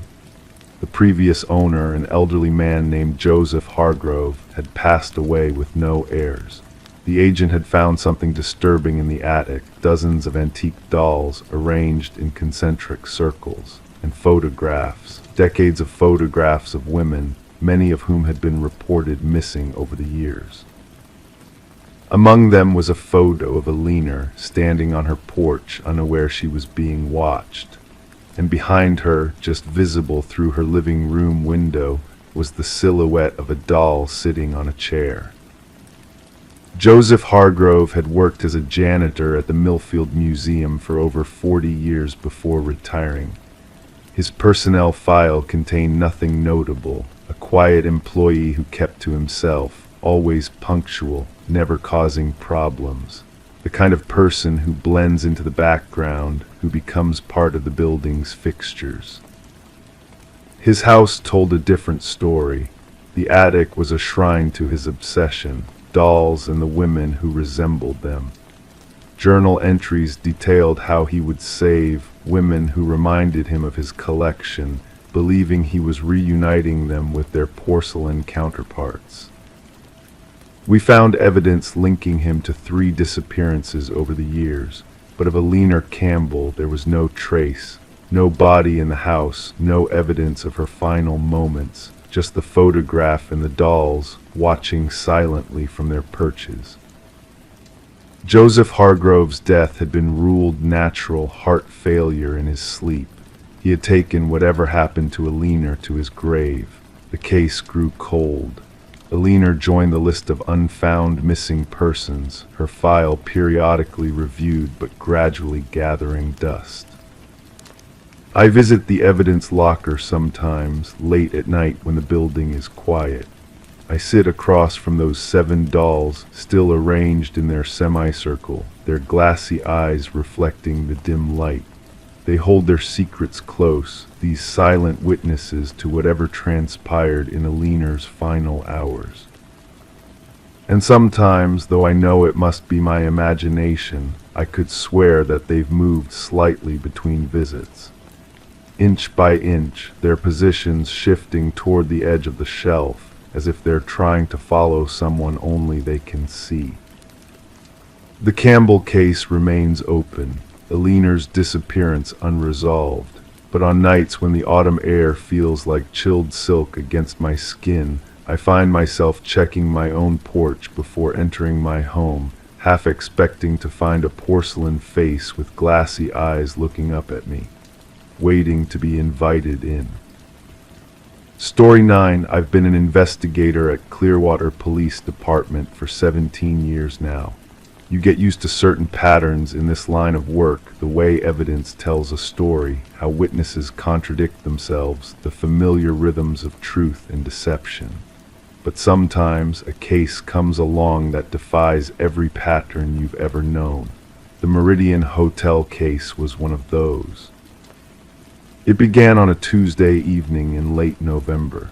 The air outside had that particular chill that seeps through your coat and settles in your bones.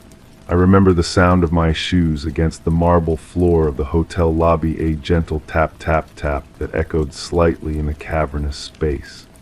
The manager, Davis, met me with anxious eyes and fidgeting hands. He spoke in hushed tones, as if the walls themselves might be listening. "Detective Mercer, thank you for coming personally," he said, his voice barely above a whisper. "We're trying to keep this quiet. The last thing we need is panic spreading among our guests."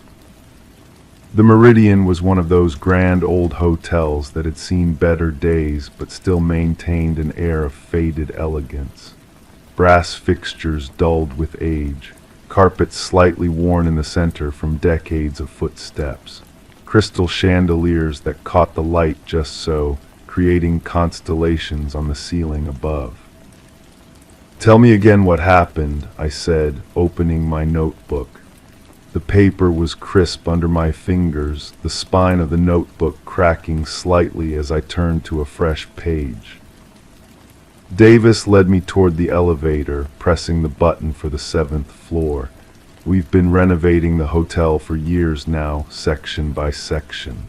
The blueprints for this place go back to 1914, and I've studied every iteration. Every room, every closet, every maintenance shaft is accounted for. The elevator hummed as it carried us upward, the cables making a soft whirring sound that filled the small space. Last night a guest, Mr. Thornton, called the front desk at 2:17 a.m. He was agitated, said he couldn't sleep, and went for a walk down the corridor. At the far end, past room 746, he found a door, room 748. I frowned, making a note, and that's unusual because room 748 doesn't exist, detective. There's room 746, then a utility closet, then the emergency stairs. There is no room 748. There never has been.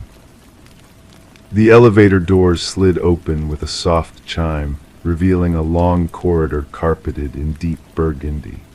The wallpaper was cream-colored with a subtle pattern of intertwined vines. Wall sconces cast pools of warm light every few feet, creating alternating patches of light and shadow down the hallway. Mr. Thornton insists he entered the room, Davis continued as we walked. Says it was unlocked, a fully furnished suite with a bed made up, toiletries in the bathroom, clothes in the closet. Someone else's room, perhaps, a mix-up in the numbering. Davis shook his head. That's just it. No one was checked into that room because that room doesn't exist on our registry. And Mr. Thornton says there were photographs, dozens of them arranged on the dresser and nightstand. Photographs of what? Of people, guests, he thought, but here's where it gets strange. He recognized one of them as Eleanor Kempton. The name settled in the air between us. I stopped walking, my pen hovering above the paper. The woman who disappeared here 3 years ago. Davis nodded, his Adam's apple bobbing as he swallowed hard. We reached the end of the corridor, room 746 on the left, a narrow door marked utility just beyond it, and then the illuminated exit sign above the stairwell door. No room 748.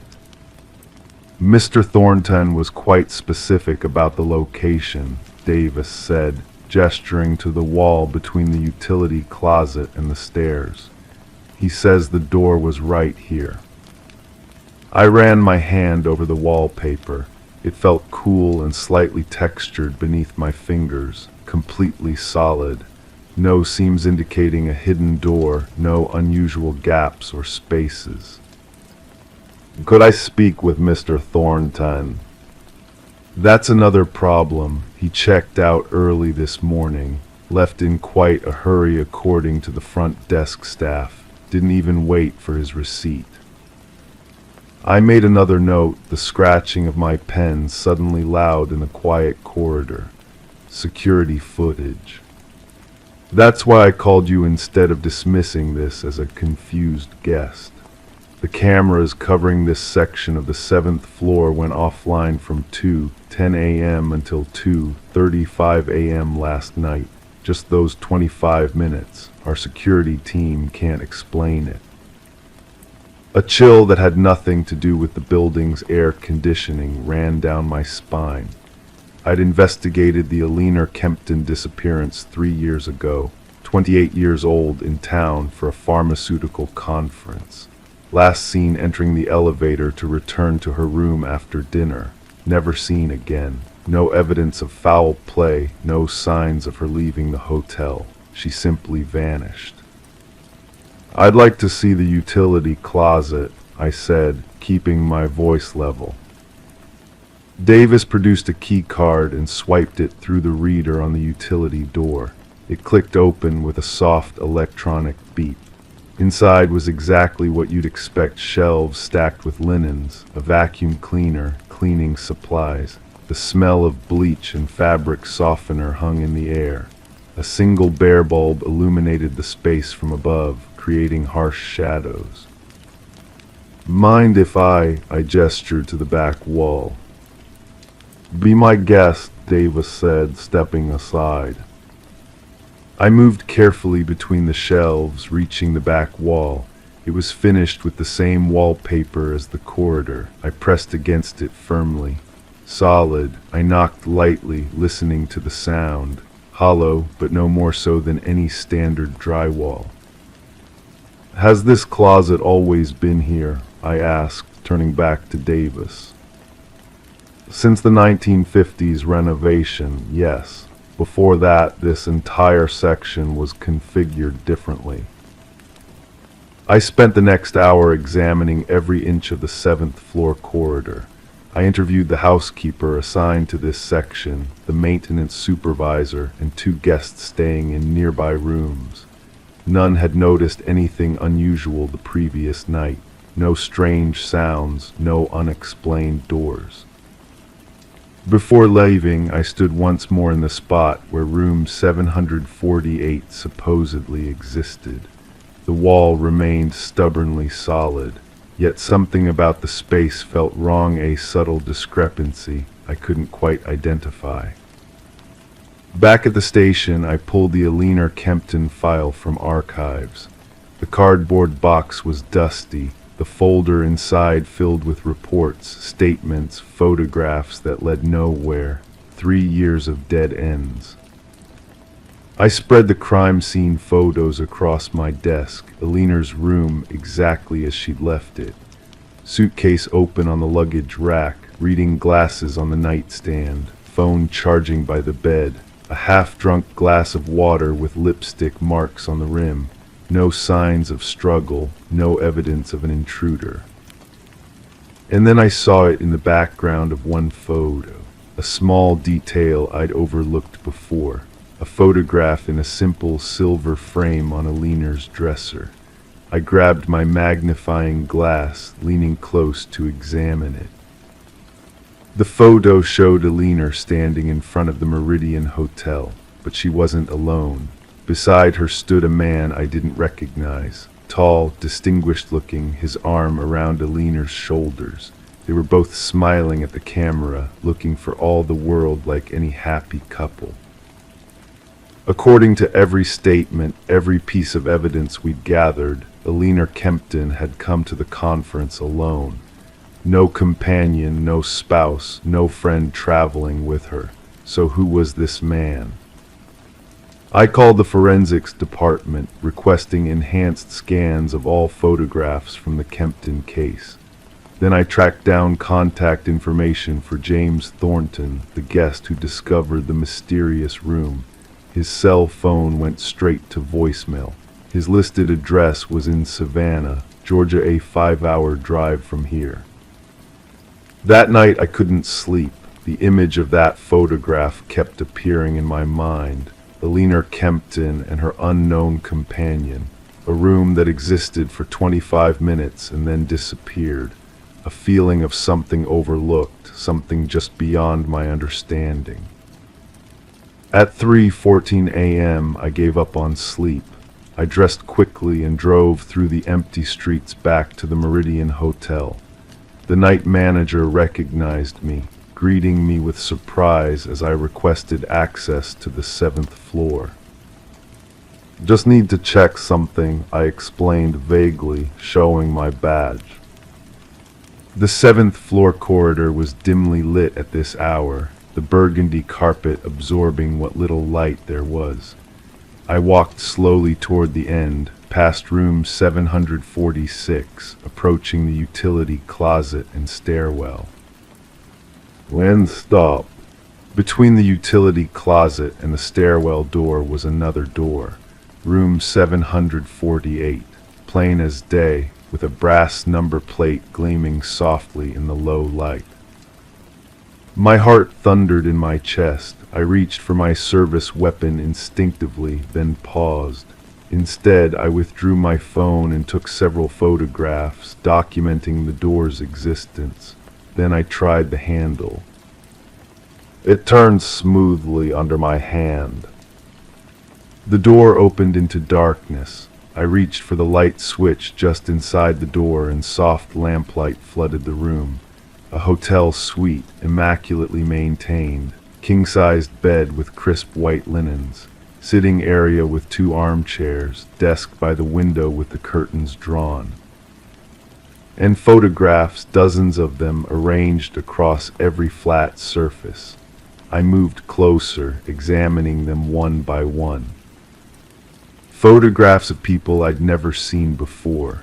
Men and women of different ages, different eras, judging by their clothing and the quality of the images, all standing in front of or inside the Meridian Hotel, all smiling, all looking directly at the camera. And there, in the center of the dresser, was a photograph of Alina Kempton with the same unknown man I'd seen in the image from her room. Next to it, in a matching frame, was a photograph I recognized instantly. James Thornton, the guest who discovered this room the previous night, standing in the hotel lobby, smiling at the camera. The timestamp in the corner of the photograph was dated tomorrow. I backed away slowly, a cold sweat breaking out across my skin.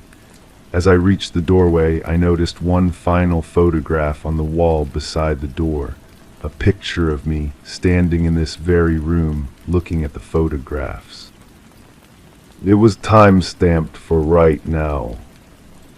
The door closed behind me with a soft click as I stepped back into the corridor.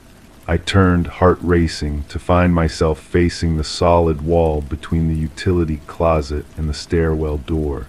No room 748, no door, no evidence it had ever existed. Except for the photographs on my phone, which showed nothing but an empty wall. The Alina Kempton case remains unsolved. James Thornton was found 3 days later in his Savannah home, with no memory of ever staying at the Meridian Hotel. The manager, Davis, insists the blueprints show no room 748 has ever existed. Sometimes I stand in that corridor, my hand against the wall, wondering what's on the other side. Wondering about the room that shouldn't exist and the people in those photographs, people who checked in, but like Alina Kempton, perhaps never checked out.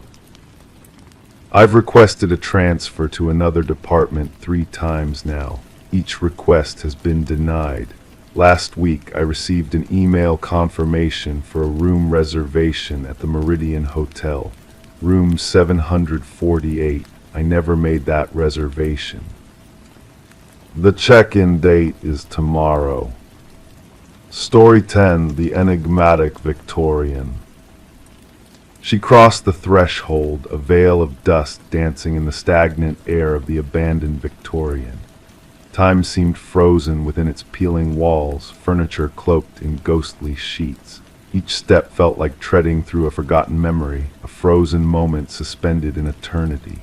Yet amidst this eerie stillness, a mysterious anomaly lingered the doors. Every door she opened led back to the same parlor, trapping her in a perplexing loop of corridors and rooms, a labyrinth of familiarity. No matter which handle she turned, no matter which path she followed, the destination remained unchanged: the parlor with its antique chair and a haunting sense of anticipation. The only escape was the entrance she had come through, but when she turned to retrace her steps, the front door had vanished, leaving her stranded in this enigmatic maze of rooms and corridors. The discovery of Morgan Pierce's lifeless form transformed the once abandoned Victorian into a chilling crime scene. Detective Sarah Lind stood at the threshold, observing as forensic technicians moved silently through the dim interior like specters in the night. The house had earned a reputation among locals, a place where compasses spun wildly, where whispers of unseen watchers echoed through its empty halls. Now it held secrets far more sinister than mere superstitions. The initial examination suggests she's been deceased for approximately 3 days, the medical examiner murmured, his voice barely above a whisper. The cause of death appears to be asphyxiation. Morgan had been found seated in the parlor, her peaceful expression belying the tragedy of her demise. Hands folded neatly in her lap, she seemed to await a visitor who would never come. No signs of struggle, no marks of violence, just an unsettling stillness that sent shivers down the spines of seasoned investigators. "Who discovered the body?" Lind inquired, her gaze scanning the notes before her.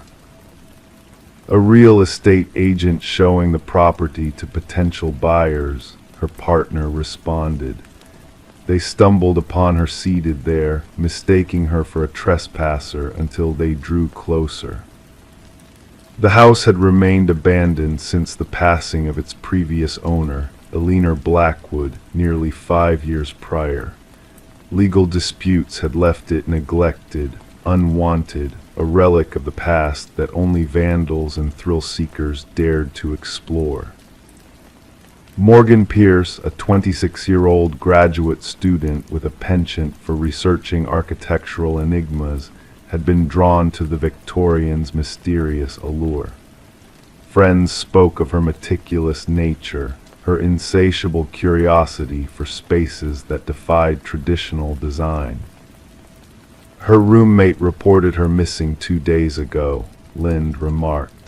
Morgan had mentioned visiting the house where people get lost for her research. Investigations unveiled Morgan's frequent visits to the house in the weeks leading up to her untimely death. Her journal entries chronicled peculiar acoustic phenomena, chilling cold spots that defied explanation, and doors that seemed to lead to ever-shifting destinations with each opening. In her final entry, she spoke of bringing specialized equipment to capture what she cryptically referred to as spatial inconsistencies. Yet this equipment remained conspicuously absent from the scene.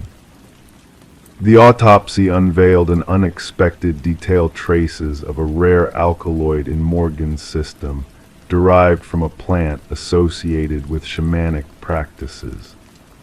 While the substance could induce disorientation and vivid hallucinations, the quantities found were insufficient to be lethal.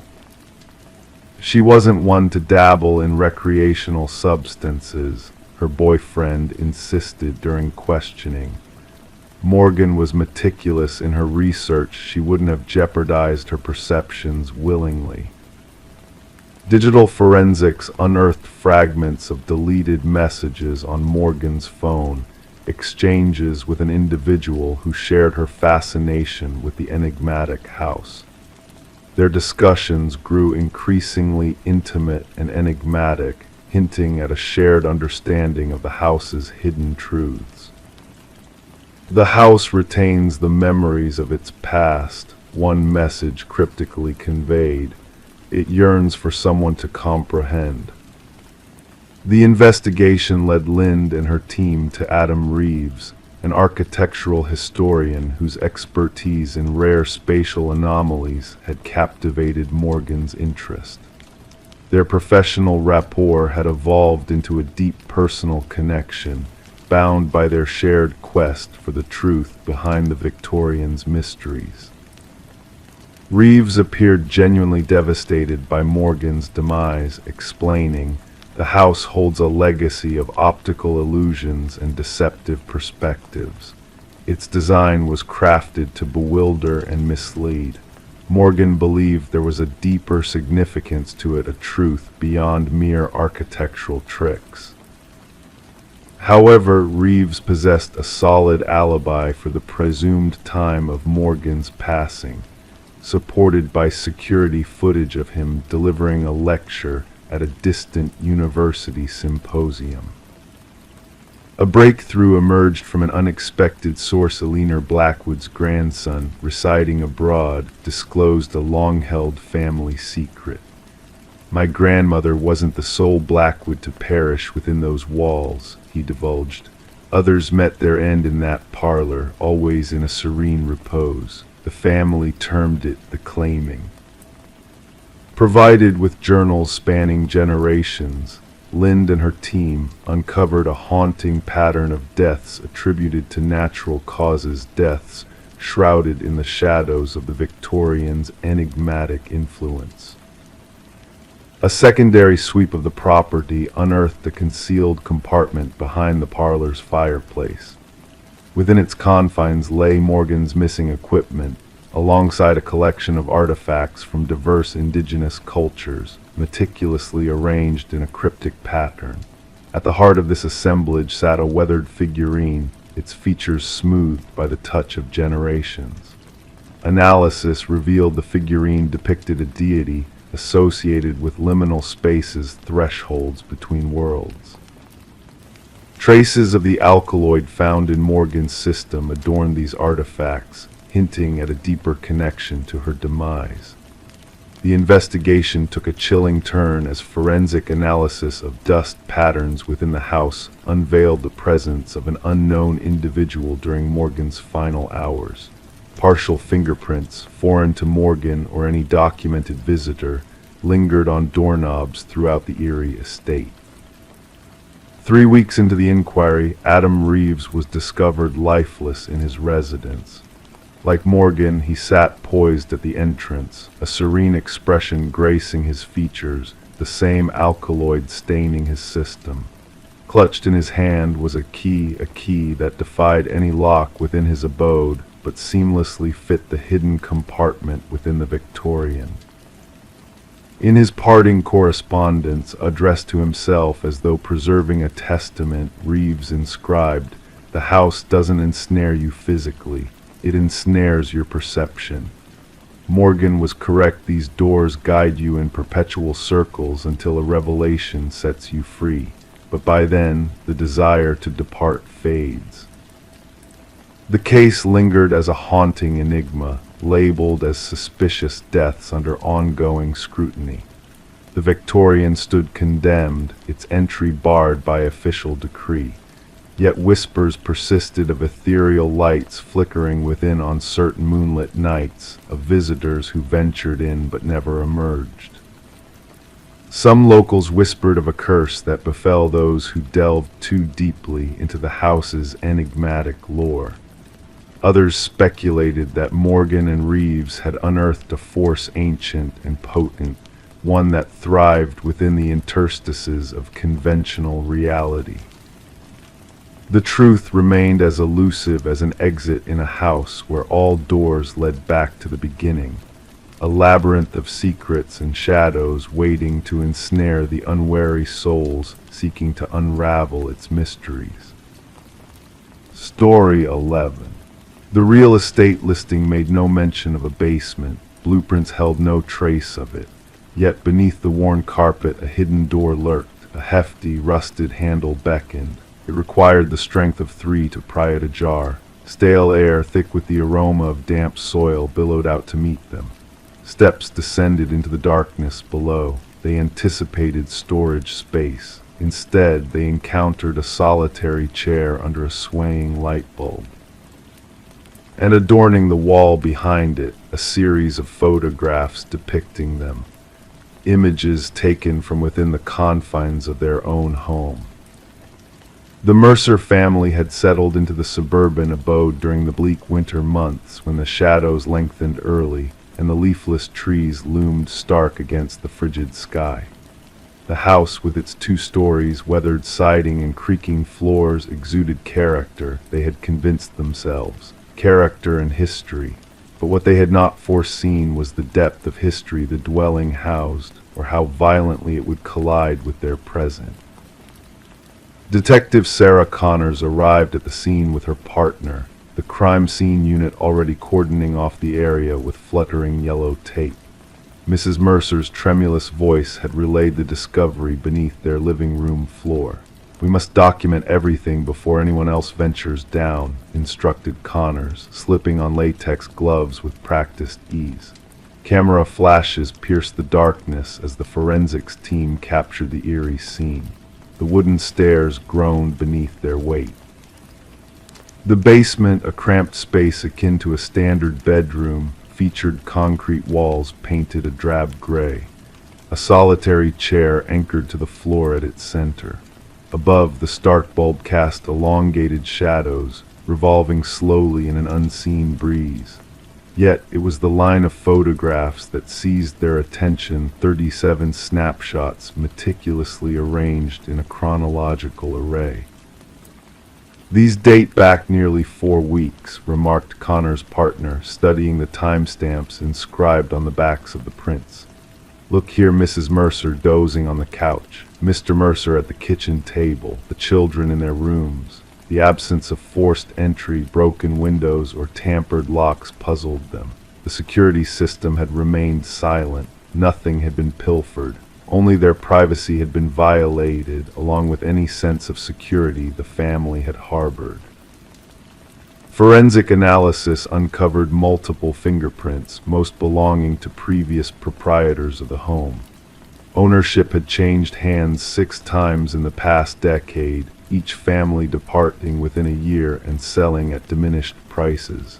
None had mentioned a basement. "We must interview every former owner," Connors ordered, flipping through her notepad. The case darkened as they delved into the property's history. Discrepancies marred the records, blueprints altered between transactions, permits filed and retracted, inspection reports redacted unaccountably. A breakthrough emerged during the interrogation of the contractor who had refurbished the house 7 years prior. His visage blanched upon glimpsing the basement photos. "That chamber is non-existent," he declared, his hands quivering. "I gutted that place to its foundation. No basement, no door, nothing beneath the living room but earth and concrete." Data retrieved from a hidden memory card within the light fixture unveiled hundreds more images on their evidence boards, not only of the Mercers, but of former families. Children slumbering, parents quarreling, intimate scenes, mundane rituals, all captured by an unauthorized observer. The case veered into darker realms with the recovery of audio files from a weatherproof box nestled in the basement's corner. Recordings of conversations in the master bedroom, kitchen, living area. The sophisticated sound quality hinted at concealed microphones scattered throughout the house, though none had surfaced during the initial search. "We must dismantle every wall," Connors directed urgently. "Inspect the air vents, light fixtures, electrical outlets. The perpetrator has been surveilling these families for years." Beyond the photograph-laden wall, investigators stumbled upon a narrow passageway leading to a modest monitoring station. A desk, a chair, a laptop linked to a network of wireless cameras, and a journal brimming with meticulous musings on each family that had inhabited the residence, their routines, their schedules, their disputes, their vulnerabilities. The penmanship aligned with samples from the house's original constructor, a man named Edward Kelvin. Reports indicated his demise during the house's construction, a fact that grew increasingly dubious as the inquiry unfolded. No death certificate, no funeral arrangements. Edward Kelvin had vanished from official records. The journal's final entries spiraled into disarray. Phrases like "they never looked down" and "they never see me" recurred. The concluding page bore a solitary sentence: "The next family arrives tomorrow." Fingerprint comparisons validated what investigators had suspected. Edward Kelvin had never departed the house he had erected. He had retreated into its concealed recesses, erecting a labyrinth of vantage points to observe the families who deemed themselves solitary occupants. The pursuit lasted 3 days. They unearthed him curled within a crawlspace amid the second-story bedrooms, his physique sinewy and agile, acclimated to navigating the narrow passages he had crafted within the walls. His eyes blinked against the flashlight beams, unaccustomed to direct illumination. During interrogation, Kelvin spoke of the families as if they were mere players in his private drama. He recounted observing them with the detached precision of a researcher studying subjects. He had never laid a hand on them, never purloined from them, never intruded directly into their lives. He had merely watched, recorded, documented. "They welcomed me," he informed the interrogators, his tone soft and rational. "They signed the deeds, they became mine." A mental assessment concluded Kelvin suffered from severe delusions, viewing himself not as an interloper but as a guardian of the house. The families were transient guests in what he perceived as his eternal domain. The Mercer family forsook the property, joining the ranks of their predecessors who deserted their possessions, bearing only the essentials in suitcases. The house stood vacant as legal proceedings unfolded.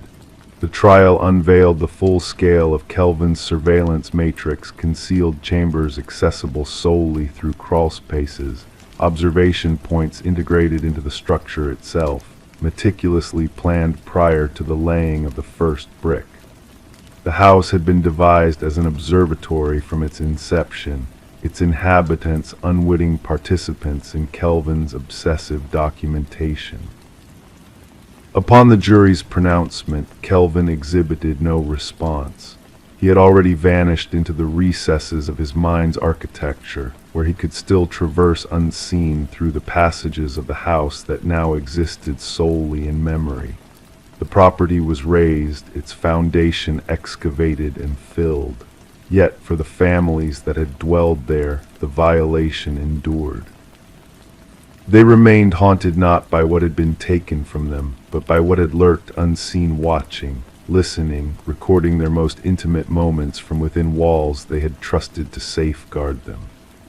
At times, in hushed moments, they found themselves glancing upward at air vents, light fixtures, the junctures where walls met ceilings, pondering whether they were truly solitary now, pondering if they ever had been.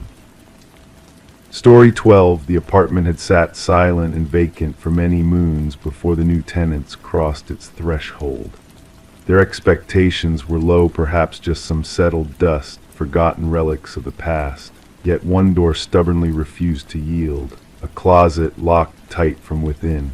When the landlord finally broke the seal, they braced for musty coats or discarded odds and ends. What they discovered sent a shiver down their spines.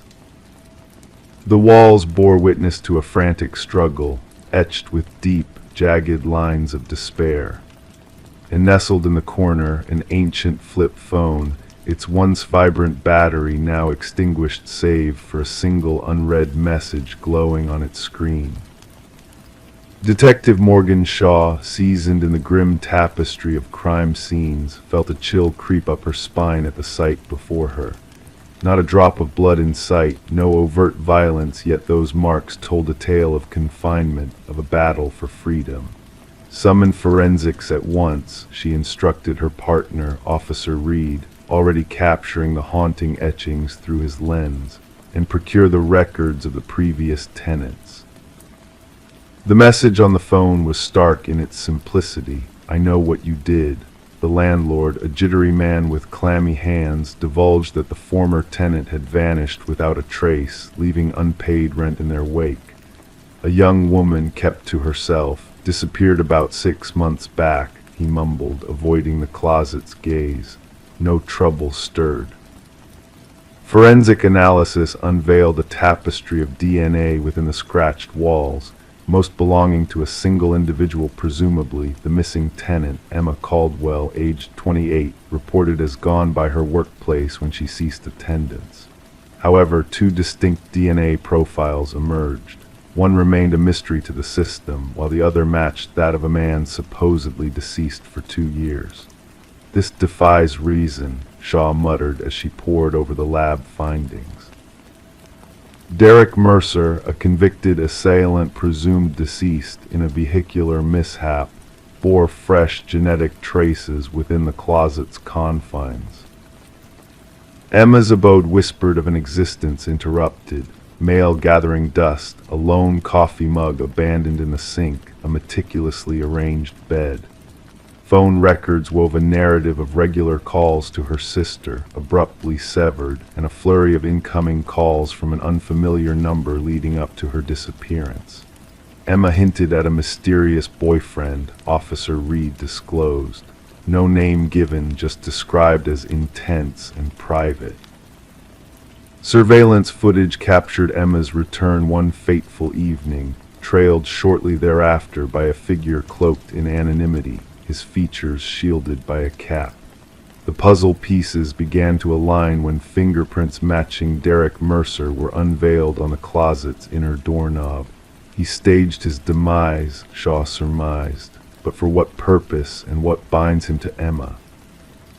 The enigmatic DNA match led them to another vanished soul, Lynette Porter, absent for 3 long years. Though her trail had grown cold, eyewitnesses recalled a figure resembling her visiting Emma's dwelling on multiple occasions. Shaw connected the dots while scrutinizing traffic camera archives. A vehicle linked to Derek Mercer's kin loitered near Emma's residence, bearing a driver matching Derek's stature and build. The inquiry navigated towards a secluded estate owned by Mercer's kin. Concealed behind formidable cellar doors, they unearthed Lynette Porter, frail and famished, ensnared in a hell reminiscent of Emma's captivity. "He made me witness," she murmured, eyes vacant, "said I needed to comprehend the fate of those who seek escape." Evidence mounted, journals chronicling Mercer's fixation on dominance, photographs of women mirroring Emma and Lynette's visages, and most damningly, footage of Mercer coercing Emma into her dungeon.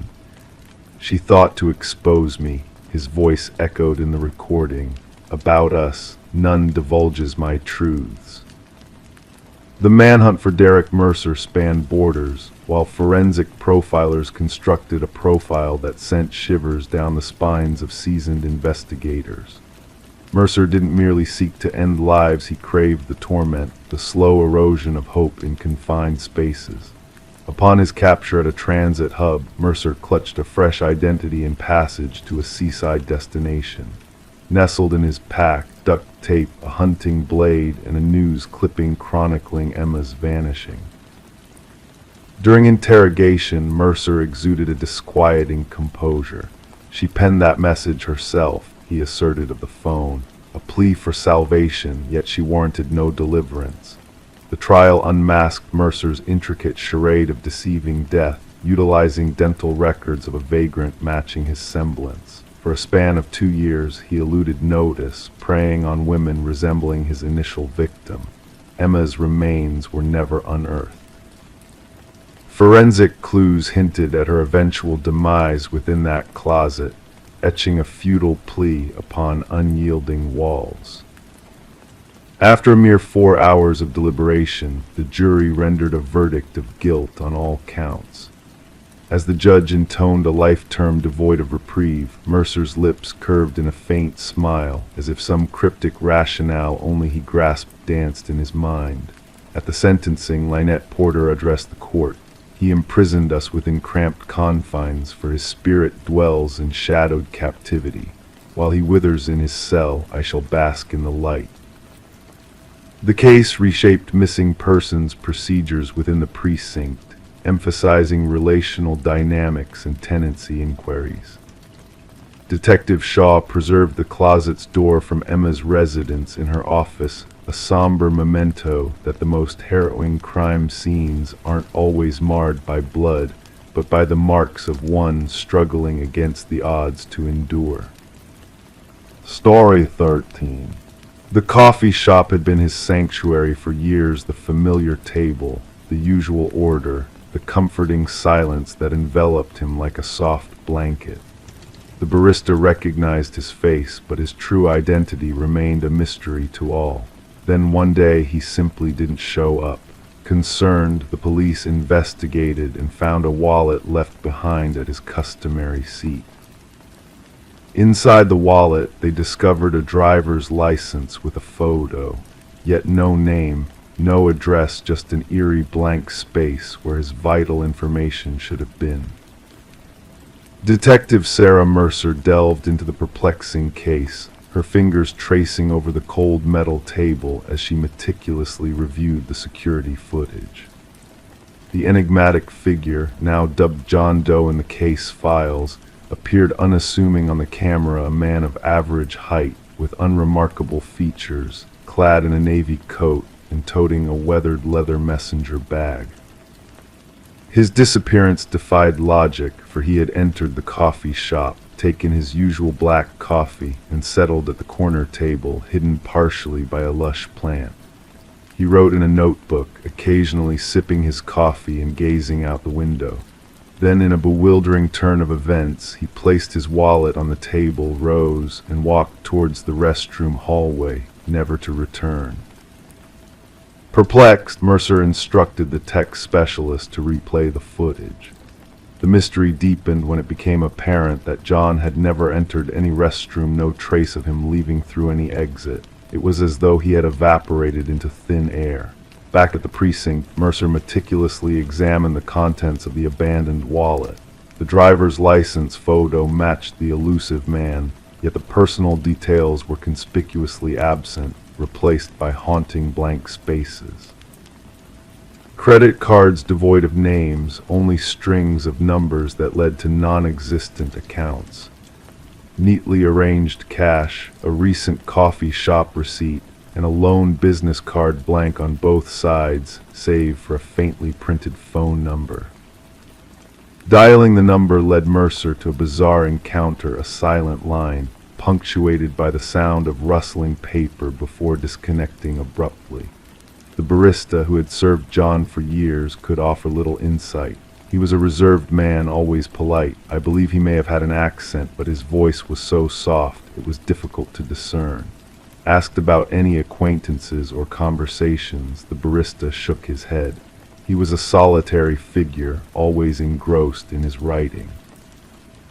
The notebook left on the table proved to be a cryptic enigma, its pages filled with what appeared to be intricate codes or encrypted messages.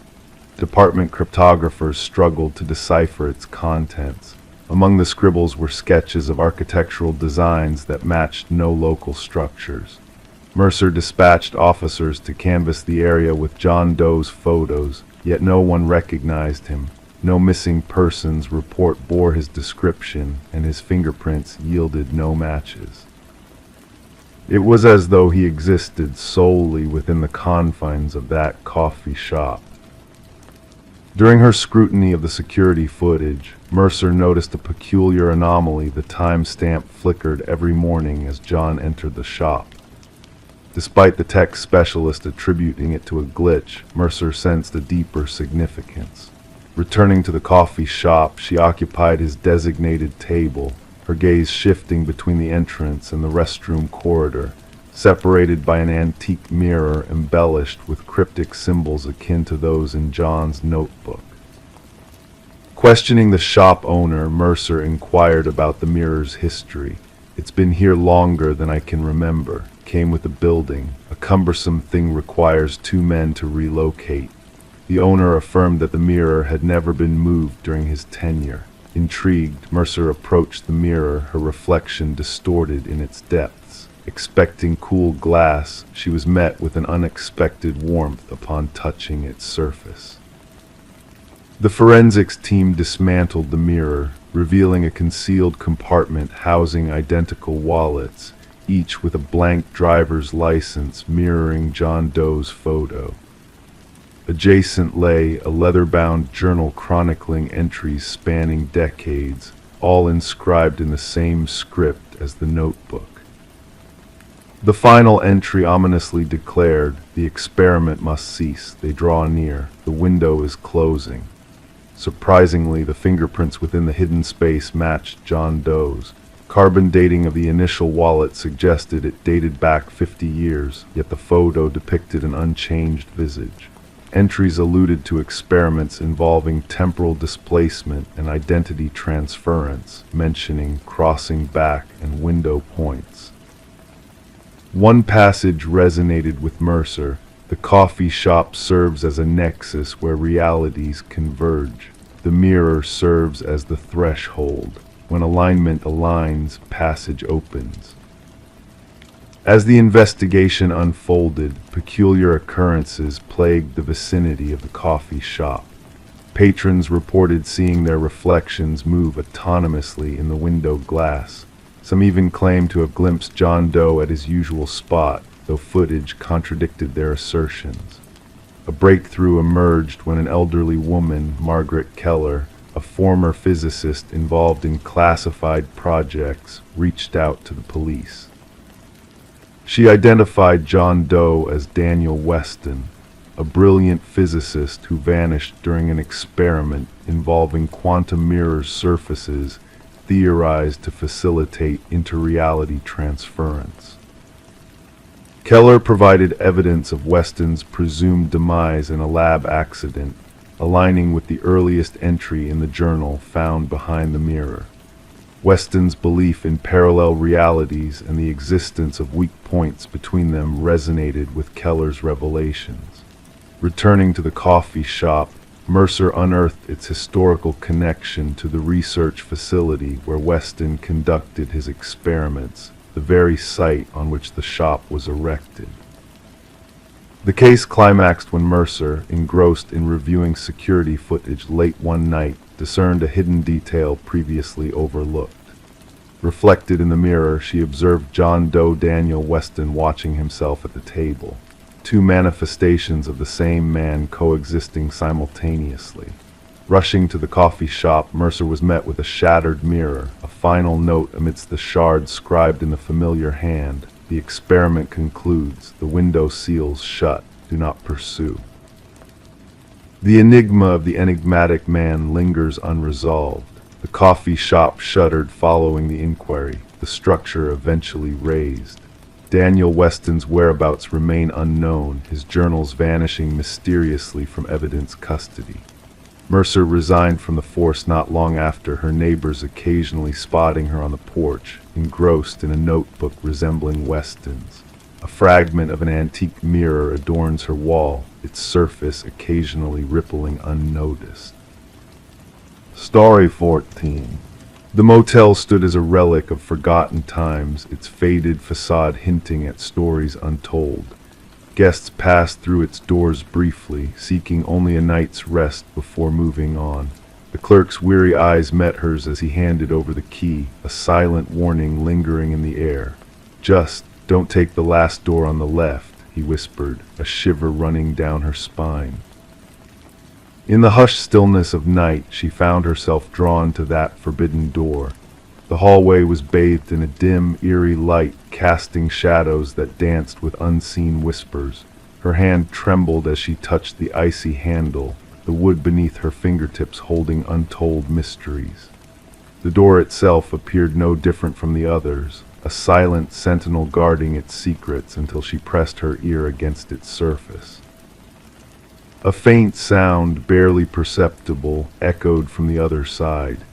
A soft breath, a whisper of existence in the quietude of the night, sending a chill down her spine. Detective Morgan Reed's world was one of shadows and secrets, of unraveling mysteries woven in blood and silence. As she stepped under the yellow crime scene tape, the air grew heavy with the scent of metal and fear, a familiar symphony of dread playing in her mind. The room before her was a canvas of contradictions, a pristine bathroom juxtaposed with the darkened carpet, stained with the crimson hue of tragedy. And there, in the center of it all, lay a young woman, her life extinguished in a moment of horror. Her vacant gaze met Reed's, a silent plea frozen in time. Amidst the chaos of the crime scene, Reed knelt beside the victim, her fingers tracing the outline of a life abruptly ended. The forensic technician's voice cut through the silence, clinical and detached, detailing the grim reality of another life lost to darkness. 3 women, 3 lives intertwined by the cruel hand of fate, their stories woven into a tapestry of loss and grief. Reed knew the pattern, the signature left behind by a predator lurking in the shadows, preying on the vulnerable. The investigation unfolded like a dark symphony, each note a clue leading closer to the heart of the mystery. Surveillance footage yielded no answers, alibis crumbled under scrutiny, and the truth remained elusive, dancing just beyond reach. It was in the quiet moments, the whispers of the victim's past, that Reed found a thread to pull. A name, a fleeting memory, a man known only as C, a shadow in the tapestry of the victim's life. As Reed delved deeper, the facade of normalcy crumbled, revealing the darkness that lurked beneath. Charles Emerson, a man of stature and influence, stood at the center of the web, his lies unraveling with each passing moment. The truth emerged in fragments, a web of deceit spun by a man driven by fear and desperation. Emerson's carefully constructed world came crashing down, his mask slipping to reveal the emptiness within. In the cold confines of the courtroom, justice prevailed, casting a shadow over Emerson's once untouchable facade. But for Reed, the echoes of the case lingered, a reminder that some doors, once opened, can never be closed. As she walked down hotel hallways, the memory of that fateful door haunted her, a specter of the past refusing to fade. And in the evidence locker, 3 keys lay dormant, silent witnesses to a tale of darkness and despair. Story 15. In the realm of the unknown, where whispers linger in the shadows and mysteries dance in the moonlight, there was a tale that defied logic and chilled the bones of those who dared to uncover its secrets. It began with a simple pocket dial, a mere echo of static and muffled sounds that beckoned to be heard. The operator hesitated, ready to dismiss the call as a mere glitch in the vast expanse of technology, until a voice pierced through the void. A woman's voice, trembling with urgency, whispered into the darkness, "He's here." And then silence engulfed the air like a shroud. The number traced back to an abandoned house, a relic frozen in time, untouched by the hands of the living for years. No signs of intrusion, no disturbances to disturb the eerie stillness that clung to the walls. But in the heart of that desolate dwelling, amidst the layers of dust and forgotten memories, there sat a phone on the kitchen counter, its screen aglow with an otherworldly light. Detective Morgan Reed found herself drawn to the device, pressing the playback button repeatedly, each time haunted by the ghostly whisper that echoed through the empty room's desperation, fear, and a sense of the impossible intertwined in those fleeting moments. The house had once belonged to the Sullivan family, their presence now a mere echo in the wind. A tragic fire had forced them to flee, leaving behind a legacy of sorrow and unanswered questions. The caretaker swore by the solitude of the place, adamant that no living soul had crossed its threshold in years. "Background check on the number," Morgan inquired, her voice a whisper in the dimly lit room. Her partner, Detective Walsh, revealed that the number belonged to Catherine Sullivan, the daughter who had met a tragic end in a car accident 3 years prior. The pieces of the puzzle refused to fit, a dead woman's phone calling out from the void of abandonment. The forensic team scoured the house, seeking answers in the whispers of the past. Dust particles danced in the faint light, revealing nothing but the enigma that surrounded them. No fingerprints to trace, no footprints to follow, the mystery deepened with each passing moment. The recording of the call became a beacon of hope in the sea of uncertainty, a mere 11 seconds of static, of breath, of those 5 haunting words that echoed through the halls of time. Voice analysis confirmed the impossible. Catherine's voice, reaching out from beyond the veil with 98% certainty, her presence a spectral whisper in the night. Morgan and Walsh delved into Catherine's past, seeking solace in the memories of those who had known her. Her father, her mother, her boyfriend each held a piece of the puzzle, each a thread in the tapestry of lies and deceit that shrouded her untimely demise.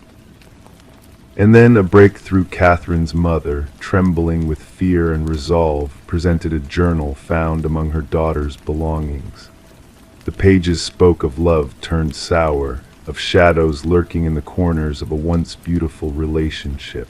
The final entry, a chilling prophecy of doom, sent shivers down Morgan's spine. Confronted with the truth laid bare in ink, Catherine's boyfriend, Mark Jennings, faltered under the weight of suspicion. His alibi crumbled, his facade of innocence shattered by the revelations hidden within the journal's pages. The past, once buried, rose to confront him with its accusing gaze. As the investigation unfolded, the truth emerged from the depths of deceit: a buried phone, a trail of deleted texts, and the harrowing realization that Catherine's death was no mere accident. Mark's sinister game of manipulation and control had claimed more than one victim, his web of lies unraveling in the face of justice. The phone from the abandoned house, a relic of a twisted mind, now lay silent in the evidence locker, a phantom of the past, a reminder of the darkness that lurks in the hearts of men. And yet, in the stillness of the night, some claim to hear its phantom ring, a spectral echo of a voice long silenced, a testament to the resilience of the human spirit in the face of unspeakable horrors. Catherine's story lives on, a whispered tale of courage and redemption, a testament to the power of truth in a world shrouded in shadows. In the end, justice prevailed not through supernatural means, but through the unwavering voice of a woman who refused to be forgotten, a beacon of light in the darkness, guiding the lost souls home. Story 16. The ancient box lay buried beneath layers of forgotten trinkets and dust in the attic, a relic of the past owners of the house. Within its confines, faded Polaroids whispered tales of birthdays and family gatherings, innocent and ordinary. Yet as her fingers delicately brushed the last photograph, a shiver danced down Rebecca's spine. In the image, captured in her very living room, sat a family unknown to her, with a man lurking in the shadows of the hallway behind them watching. Descending the creaking wooden steps, Rebecca sensed the weight of the house pressing in on her, suffocating her newfound solitude. Placing the photograph on her kitchen counter, she scrutinized it under the harsh glow of the fluorescent light. The uncanny resemblance between her home and the strangers in the picture was undeniable, sending tendrils of unease coiling around her heart. The arrival of Detective Morgan, clad in a worn leather jacket that whispered of untold mysteries, marked the beginning of a quiet investigation. As he studied the photograph with a keen eye, Rebecca revealed her scant knowledge of the previous owners, the Nelsons, who had sold her the house and vanished without a trace. The detective delved into the past, unraveling a web of former occupants, each family residing in the house for exactly 1 year before disappearing into oblivion. The Sutherlands, the missing link, had left no trace behind, as if they had ceased to exist, leaving behind only eerie Polaroids frozen in time. Forensic analysis unveiled chilling details about the figure in the hallway, the mysterious watcher. Tall, cloaked in darkness, his presence lingered in the shadows, a silent observer of the families who came and went without a trace.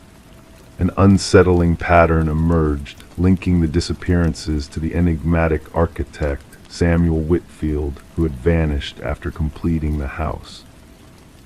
Beneath the house's concrete floor, a macabre discovery awaited: a burial ground of the missing families, perfectly preserved in the earth's embrace. Among their belongings lay the camera that had captured their final moments, along with a journal detailing Whitfield's sinister observations. As Rebecca sought refuge in a hotel under police protection, a chilling phone call shattered the night, the mechanical whir of a Polaroid camera echoing in the darkness. The enigma of Samuel Whitfield remained unsolved, his presence looming over the empty house like a ghostly specter. The investigation lingers, shrouded in shadows and unanswered questions, as the house stands silent, its secrets buried deep within its walls. Whispers of Whitfield's fate, death, or disappearance haunt those who dare to delve into the mystery, for in the darkness, new families are being watched by unseen eyes, waiting to capture their every move. The truth remains elusive, a phantom that eludes grasp, as the legacy of the man in the photograph lives on, casting a long shadow over those who seek to unravel his dark secrets. Story 17. Renovations always lead to uncovering hidden treasures within the walls of time, old relics, forgotten memories, and secrets long kept. Sarah and Michael, drawn to the intricate details and storied past of a Victorian-era home, embarked on a journey that would unravel more than just the physical structure. Beneath the floorboards, nestled among the shadows, lay a letter, a silent messenger from the past, warning of shadows lurking in the present. The paper, fragile and worn, bore the cryptic message, "Don't trust the one who knocked." As the echo of 3 sharp raps reverberated through the empty house, a shiver raced down their spines, awakening a dormant unease. Detective Alina Reid, with weathered hands that bore witness to countless mysteries, delicately retrieved the note, its secrets seeping through the faded ink. The couple's encounter had already tainted the evidence, leaving a lingering sense of foreboding in the air. Background checks painted a picture of normalcy for Sarah and Michael, newlyweds, solid footing in life. But the house harbored a tapestry of stories woven with threads of the past. The Hargrove family, previous owners of the dwelling, had left behind a legacy shrouded in whispers and unanswered questions. Margaret Hargrove, the last matriarch of the family, had departed this world under mundane circumstances, or so it seemed. Yet as Detective Reid delved deeper into the shadows of the past, a tale of debts unpaid and secrets buried emerged. Franklin Hargrove, once a respected figure in the community, had succumbed to the pressures of gambling debts and the menacing presence of a figure known only as the Collector. 3 knocks, a haunting rhythm that spelled out a grim fate for those who dared to cross him. Margaret's sister, a frail remnant of the past, whispered of fear that clung to the walls like a specter. The Collector's visits, a harbinger of doom, had driven Franklin to a desperate act, one that sealed their fates in a macabre dance of deceit and tragedy. The workshop, once a haven of creativity, became a stage for a grim tableau of violence and betrayal. The excavation of the house's dark secrets unearthed more than bones of the past. It revealed a tale of anguish and sacrifice, of love twisted by fear and desperation. Margaret's diaries, hidden away in the attic, bore witness to her silent suffering, the weight of the truth pressing down on her fragile shoulders. With the pieces of the puzzle falling into place, justice, though belated, found its mark. Victor Mercer, the enigmatic Collector, returned from the shadows of oblivion to claim his rightful place in the annals of history. The house, now tainted by the echoes of the past, stood as a testament to the fragility of trust and the enduring power of secrets. Sarah and Michael, unable to bear the weight of the house's dark legacy, bid farewell to its haunted halls, leaving behind whispers of a past best left undisturbed. The note, a silent sentinel of warning, remained in the custody of the law, a chilling reminder of the darkness that lurked beneath the veneer of respectability. In the stillness of the night, whispers of 3 knocks drifted through the empty rooms, a ghostly echo of a past that refused to be forgotten. Detective Reid, in her final report, mused on the enigmatic nature of human frailty and the shadows that lurk within us all.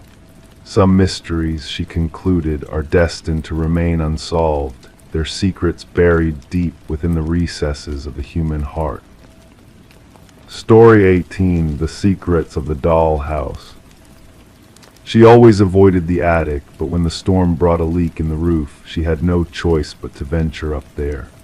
The attic was a place of forgotten treasures, cloaked in dust and tangled cobwebs. Amidst the shadows, tucked away in the far corner, rested an ancient dollhouse. Its intricate details sent shivers down her spine, the tiny furniture arranged with meticulous care. However, as she peered inside, a knot twisted in her stomach. The figures within were not dolls, they were miniature replicas, painstakingly carved by hand, of her own family. Each tiny figure was placed exactly where they sat downstairs, except for one. The figure meant to be her was standing by the attic door. Rebecca Morgan hesitantly traced her finger along the dollhouse roof, feeling the indent where the wooden figure stood. A chill raced through her body, separate from the draft whispering through the attic. The dollhouse had no place in her life. This was not her childhood home, but a rental property the family had recently moved into. The unsettling discovery prompted Rebecca to contact law enforcement in a panic. Officers arrived at the suburban home to find a family in distress, refusing to return to the upper floor. Detective Sarah Harmon, the lead investigator, initially dismissed their fears as a prank or the result of an unfamiliar environment. What struck Detective Harmon most was the precision of the miniature figures. Each one captured a distinct feature of the family members: the father's receding hairline, the teenage son's hoodie, even the small birthmark on the mother's hand. The mystery deepened when forensic teams uncovered fingerprints on the dollhouse belonging to none of the family members. More disturbing were the tiny cameras hidden in the eyes of each miniature figure, all linked to a sophisticated recording system beneath the dollhouse. Analysis of the Morgan family's activities revealed an eerie pattern. The positions of the figures in the dollhouse mirrored not just their current locations, but exact moments from different days, indicating someone had been observing them for an extended period, learning their routines. It was more than mere stalking, Detective Harmon reflected. The level of obsession displayed was beyond anything I'd encountered before. The investigation took a turn when a concealed basement entrance was found behind a pantry wall. Inside, investigators uncovered evidence of someone living there before the Morgans moved in. Food wrappers, water bottles, and a sleeping bag hinted at an intruder residing beneath the family for weeks. The absence of forced entry puzzled authorities, as the property had been empty for almost a year before the Morgans arrived. Further inquiry revealed a digital trail leading to a small apartment across town. Inside, walls were plastered with photographs of the Morgan family and previous occupants, along with detailed journals documenting their daily routines. Most chilling were the dozens of unfinished dollhouses, each representing a different home in the area. The apartment belonged to Martin Wells, son of the previous homeowners. Financial records indicated mounting debt after his parents' deaths. Instead of selling the property, he had covertly inhabited it, monitoring tenants while collecting rent. The dollhouse was his domain, remarked the forensic psychologist involved in the case. Each figure symbolized someone under his surveillance. Rebecca's figure by the attic door wasn't a threat, it was his acknowledgement of her discovery. During questioning, Wells remained disturbingly composed, revealing his compulsion to control the property and its inhabitants. They lived in my childhood home, slept in my parents' room. I needed to ensure they respected it, he declared. When pressed about the miniature figures, he coldly stated, I wanted them to know I was always watching. Psychological evaluations unveiled a complex delusion of possession. Unable to accept losing his home, Wells fixated on maintaining authority through an elaborate surveillance system. The dollhouse became his tool to dominate both the property and its occupants. The Morgan family chose never to return to the house. Rebecca confessed that the most haunting moment was not finding the dollhouse, but realizing its implications. We were under scrutiny, our lives measured and manipulated, she lamented. The horror lay not in the dollhouse itself, but in knowing we were mere pawns in his twisted game. Wells faced charges of stalking, invasion of privacy, illegal surveillance, and breaking and entering. The case prompted a review of real estate laws regarding disclosure of property histories and agents' responsibility to ensure homes are vacated properly. During the sentencing, the judge emphasized the profound violation suffered by the Morgan family. You didn't just invade their home, you shattered their sense of security and autonomy, turning their privacy into your spectacle. Criminologists found the case unnerving for the length of time Wells had operated unnoticed. His journals revealed a pattern of secretly residing in homes for years, constructing dollhouses for each family he observed. The Morgans relocated far away, but Rebecca admitted to habitual checks of closets and hidden spaces. She removed all miniature figures from their new residence, haunted by the thought of unseen eyes tracking her movements. Some days I still sense a presence, a lingering gaze, she confided. I wonder if somewhere, someone is orchestrating my life in a dollhouse I've yet to uncover. Story 19. She yearned to refresh the nursery before the new bundle of Joy's arrival. The walls wore a faint blue, holding within them tales of days gone by. As she applied the initial coat of white paint, something unexpected surfaced, the faint outline of letters, gradually becoming more distinct, a message etched below the surface. Don't let it hear you, her breath hitched. Stepping back, she noticed them tiny handprints in the fresh paint, too high up for any child to reach. This revelation in the nursery of the Morgan household marked the inception of what later came to be known as the Whispering House Enigma. The young couple had bought the Victorian-style abode only months prior at a remarkably low price. The real estate agent had only mentioned minor aesthetic concerns, omitting any mention of the property's shadowy past. Detective Sarah Klein rang the doorbell, her notebook at the ready. A woman answered, her pregnant belly prominent beneath paint-smeared overalls. Dark circles encircled her eyes. Sleep had eluded her for days. The detective observed the woman's trembling hands as she recounted stumbling upon the message and handprints. The previous owners vanished suddenly, the woman explained. The neighbors claimed they left in the dead of night. No moving truck, just essentials packed into their car. As Detective Klein traversed the historic residence, her footsteps echoed on the time-worn floorboards. Standing in the nursery, she scrutinized the half-painted wall. The message still lingered where the painting had been abruptly halted. Beside it, 5 small handprints imprinted in the wet paint, positioned at a height unreachable for a child. Back at the precinct, Detective Klein delved into the property records. The house had changed hands 8 times in 30 years, a remarkably high turnover rate.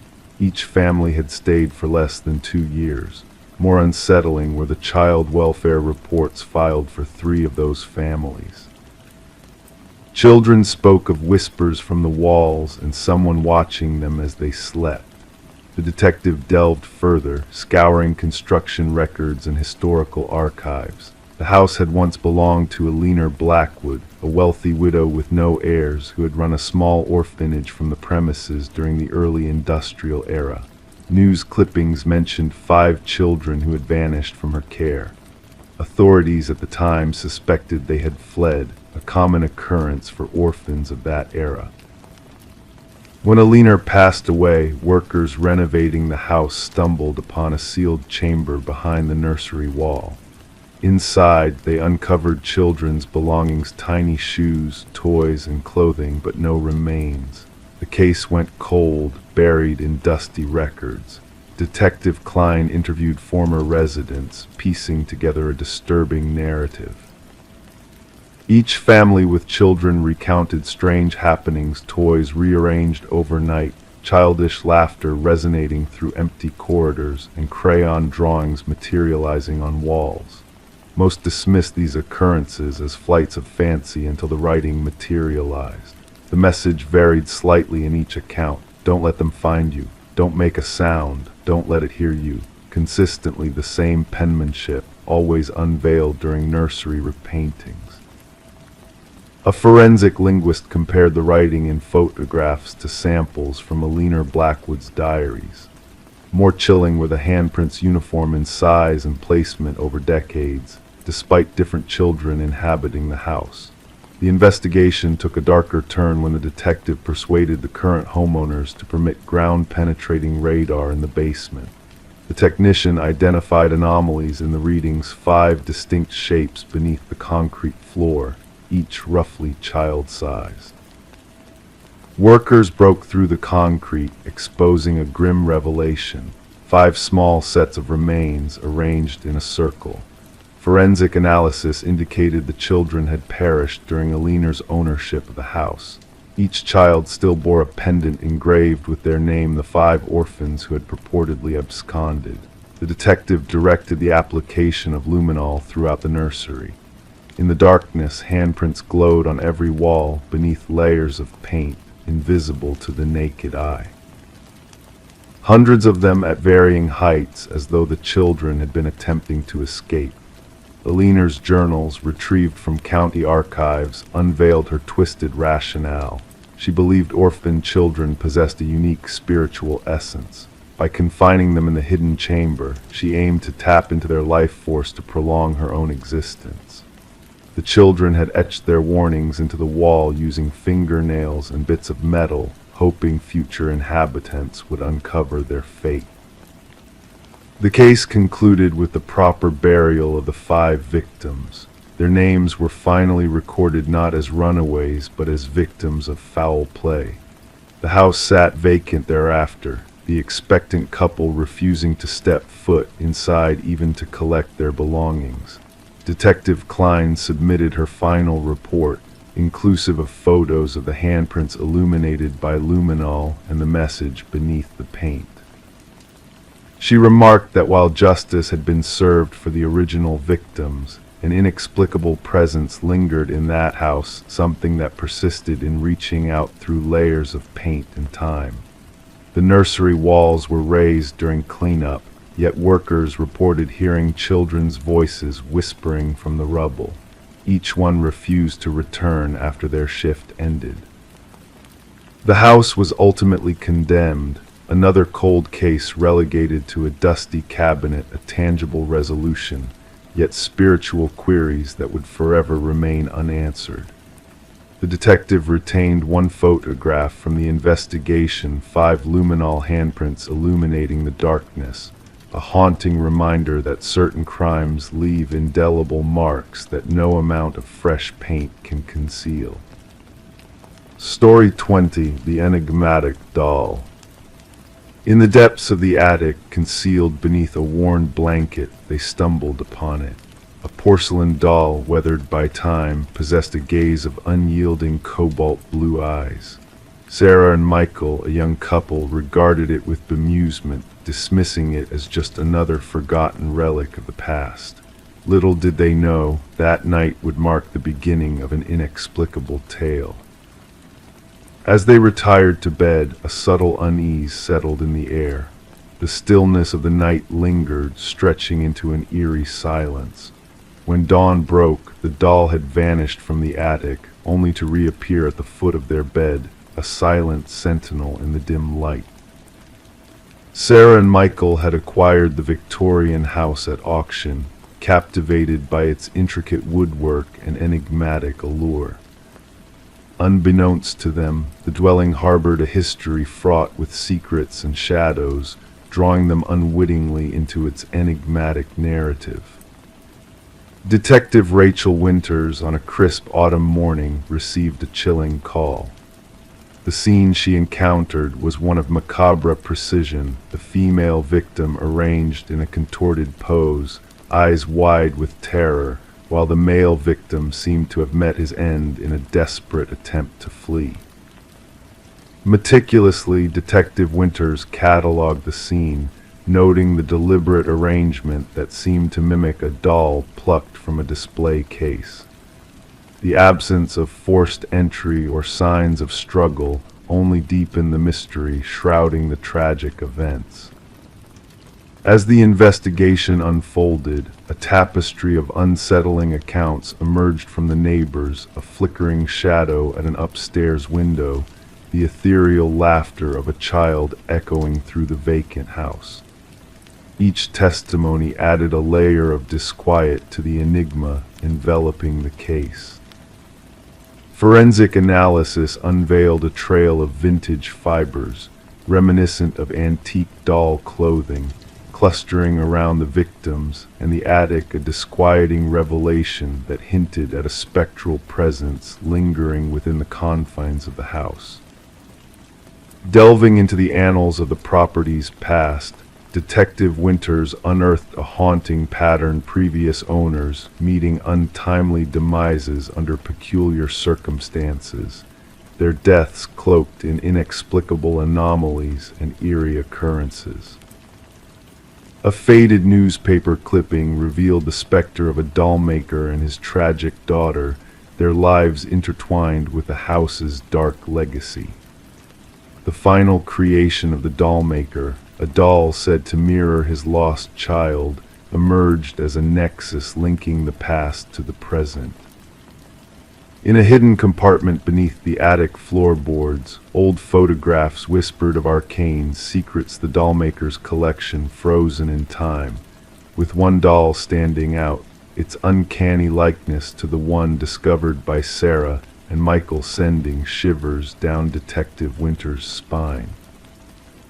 Infrared scans unveiled spectral handprints trailing from the attic to the master bedroom, accompanied by an enigmatic residue, a fusion of porcelain dust and unidentifiable organic matter, a spectral fingerprint of a presence that defied conventional explanation.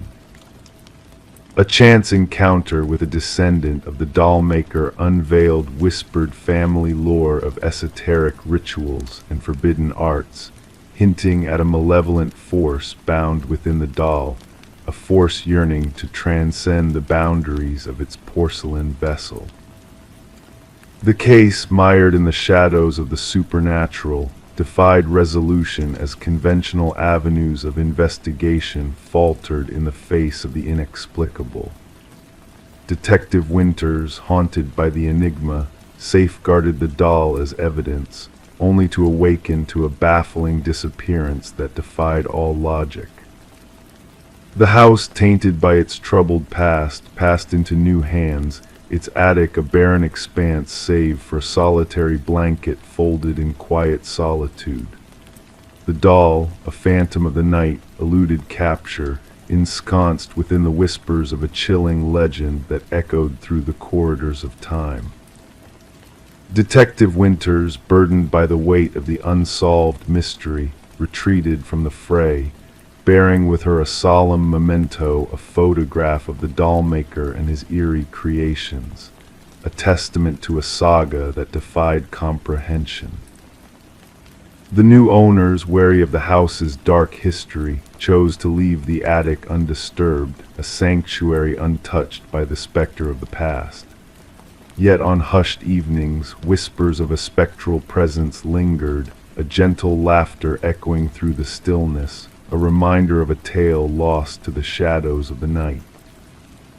Story 21. In the quiet stillness of the night, a single wooden plank shifted beneath her weight, capturing her attention with a subtle creak.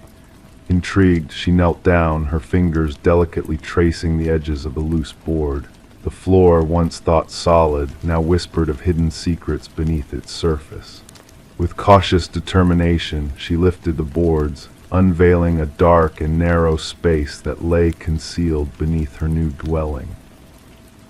As her eyes adjusted to the dimness, shapes began to materialize in the shadows. A mattress, a chair, and nestled in the corner, a weathered notebook adorned with pages filled with a singular name, her name repeated endlessly. Detective Morgan Reed stood by Sarah Coleman's side, her presence a steady anchor amidst the unsettling discovery that lay before them.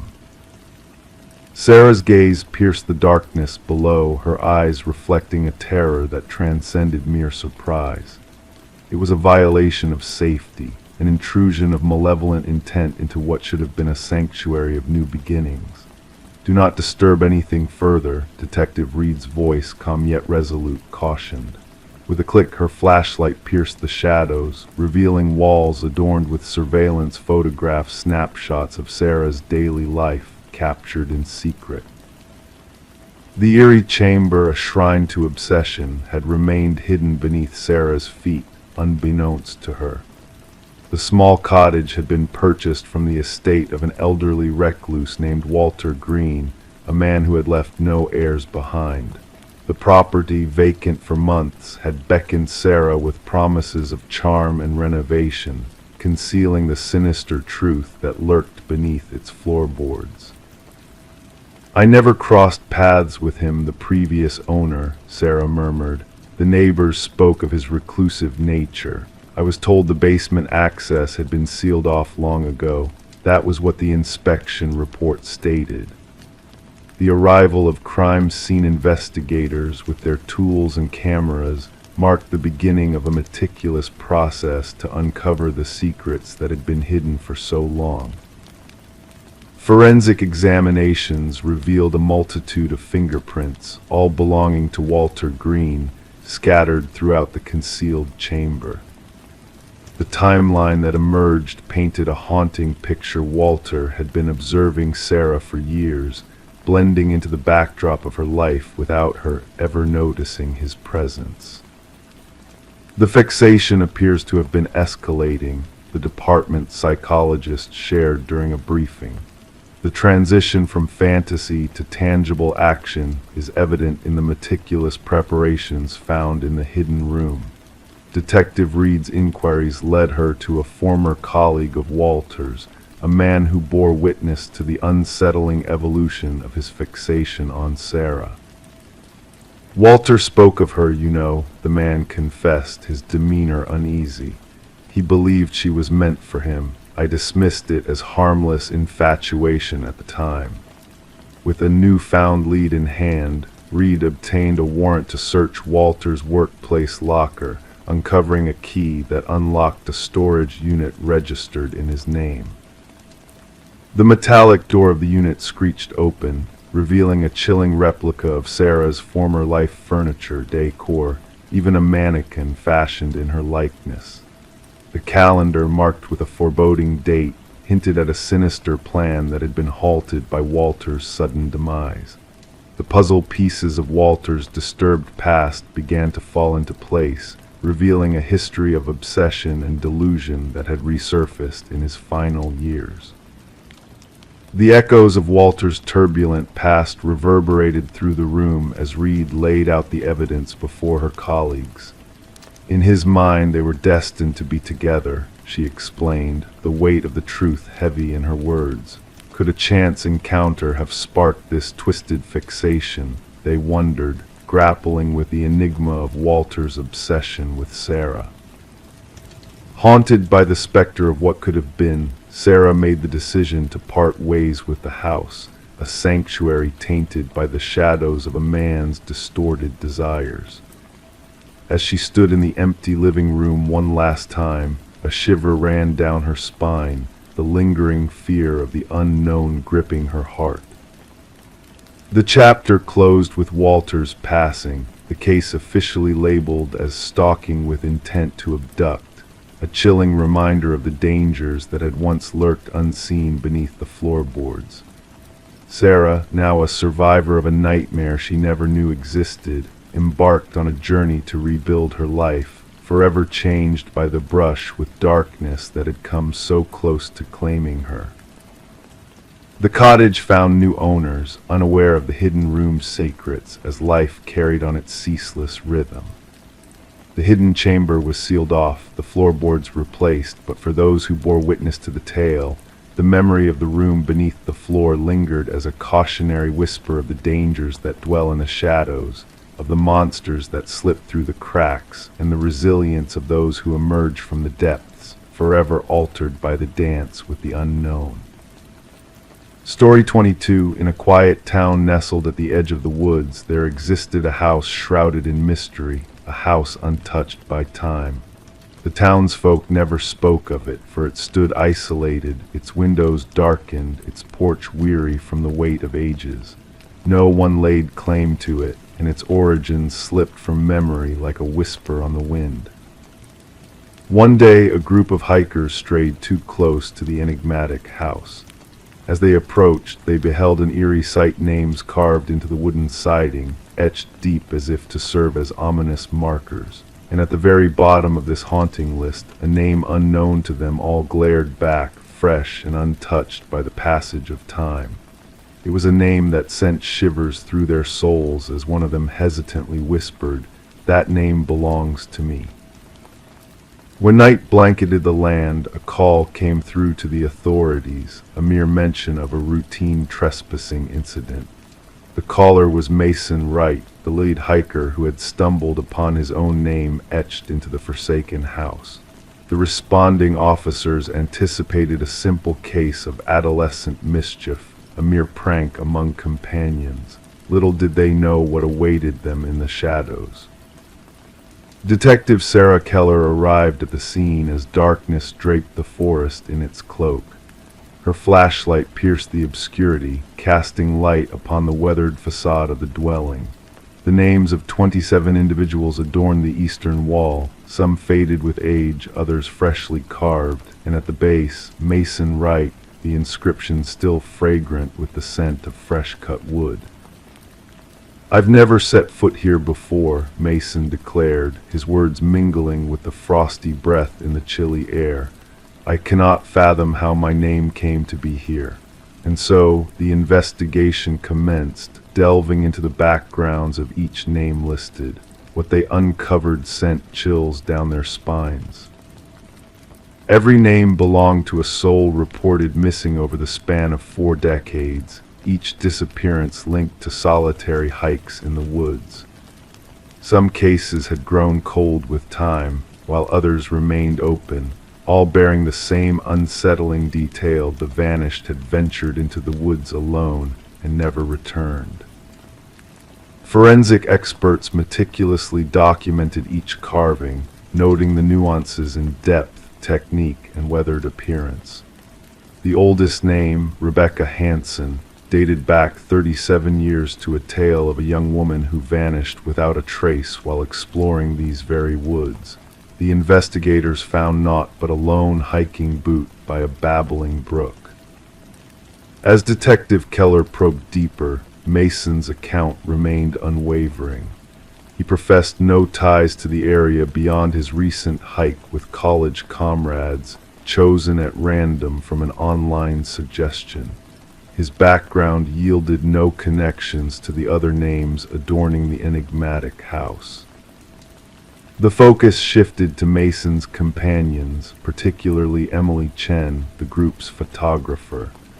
Upon scrutinizing the images she had captured along their trek, analysts discerned a disquieting presence, a blurred figure lurking in the background of 3 distinct photographs.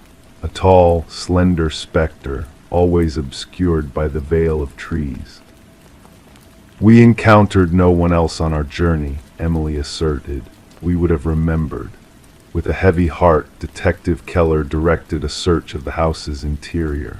While the dwelling appeared abandoned, the basement harbored a chilling secret, a macabre display of personal effects belonging to the missing hikers, meticulously arranged on wooden shelves, each item labeled with a name matching those on the exterior wall.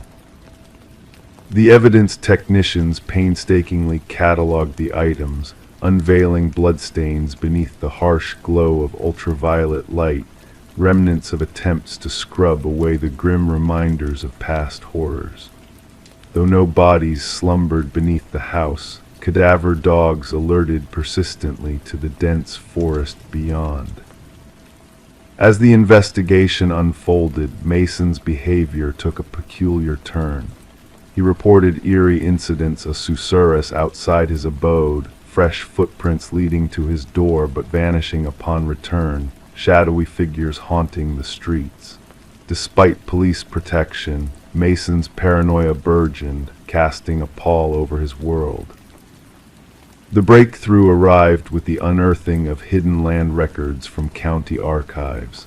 The house had once belonged to a recluse named Victor Blackwood, a hunter who had vanished 15 years prior, his disappearance swept under the rug. Detective Keller secured a warrant to explore deeper into the surrounding wilderness. Venturing forth, the search party stumbled upon a network of primitive hunting blinds strategically positioned along well-trodden trails. Within one of these blinds lay a journal brimming with meticulous notes, observations of hikers, their paths, belongings, and routines. The entries evolved from hunting strategies for beasts to chilling accounts of humans as prey, with detailed plans for their collection. The manhunt for Blackwood spanned multiple jurisdictions, deploying helicopters equipped with thermal imaging and tactical units scouring every nook and cranny. Yet the elusive hunter remained a specter in the wind. Meanwhile, Mason withdrew from the world, his whereabouts a mystery. During a subsequent sweep of Blackwood's abode, forensic experts unearthed a sinister workshop concealed behind a false wall, a chamber housing woodworking tools, vials of preservatives, and a freshly carved wooden piece bearing a name yet to be affixed to the exterior wall. A name that struck fear in Detective Keller's heart. It belonged to the lead forensic technician who had scrutinized the house. With a shroud of surveillance enshrouding the dwelling, every approach was monitored, every motion scrutinized. The stage was set, and one fateful night the sensors blared an alert, capturing a figure slinking from the shadows, a towering, gaunt silhouette moving with an eerie grace. Tactical teams swooped in, only for the cameras to falter briefly, losing sight of the phantom. When vision was restored, the figure had evaporated into the night.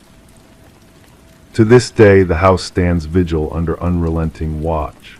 Mason and the forensic technician vanished without a trace, leaving behind a tapestry of unsolved mysteries. The search continues, with fresh resources allocated as reports of similar disappearances trickle in from distant forested realms.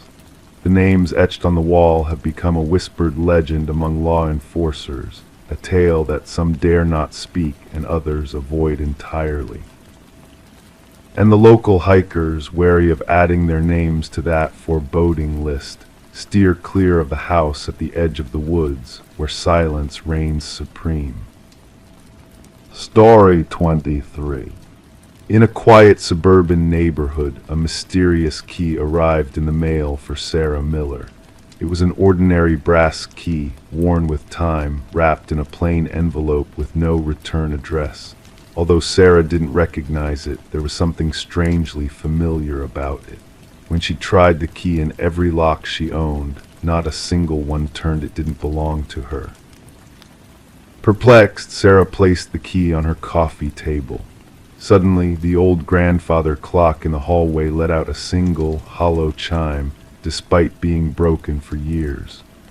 This peculiar occurrence prompted Sarah to report the incident to the authorities, setting off a chain of events that would unravel a disturbing mystery in the tranquil neighborhood. Initially, the responding officer dismissed Sarah's concerns as a simple mistake, a key sent in the mail. However, Sarah couldn't shake off the feeling that something was amiss. Reluctantly, the officer took the key as evidence, placing it in a small evidence bag that would later become crucial in a complex investigation. Detective Robert Harmon, a seasoned investigator from the Special Victims Unit, received the case file during the morning briefing. As he examined the unassuming brass key on his desk, a sense of unease washed over him. Background checks on Sarah revealed no criminal history, no suspicious activities in her financial records, phone logs, or social media. She seemed to be an innocent recipient of an ominous gift. Forensic analysis found only Sarah's fingerprints on the key, and the envelope provided no leads, just a generic postmark. The key itself, a standard Schlage, showed signs of age, but it was when Detective Harmon ran the key's unique pattern through the department database that a chilling connection emerged. 7 years prior, a cold case had documented an identical key pattern linked to a storage unit where horrifying evidence had been found: blood-stained carpet, cutting tools, and photographs of unconscious women. The original investigation had hit a dead end, lacking sufficient evidence to identify a suspect. As Harmon delved deeper into the case, he discovered a dark trail leading to Harold Jenkins, a former neighbor of Sarah's who had mysteriously vanished 6 years ago. Jenkins, a man of few traces, had a disturbing past that unfolded with each piece of evidence uncovered. The investigation intensified as it became evident that Jenkins had carefully orchestrated a series of abductions and heinous crimes over almost a decade. Sarah, unknowingly drawn into this macabre web, found herself at the center of a horrifying revelation. The manhunt for Jenkins expanded nationwide, with authorities unearthing a hidden cabin that held the sinister secrets of his crimes. Inside, a room concealed beneath the floorboards revealed a chilling collection of brass keys, each engraved with a name and date. The keys unlocked a nightmarish truth: additional victims, previously unknown, buried behind the cabin. As the search for Jenkins reached a fever pitch, a wildlife photographer captured a sighting of him in the wilderness. The subsequent standoff ended tragically, with Jenkins taking his own life. His journal, found beside him, detailed his atrocities and singled out Sarah as a recipient of his twisted attention. The investigation uncovered 32 victims in total, bringing closure to families who had long awaited answers. Sarah, forever changed by the ordeal, never returned home, haunted by the darkness that had brushed so close to her life. The case of Harold Jenkins, known as the Keymaster, stands as a chilling reminder of the horrors that can lurk behind a facade of normalcy.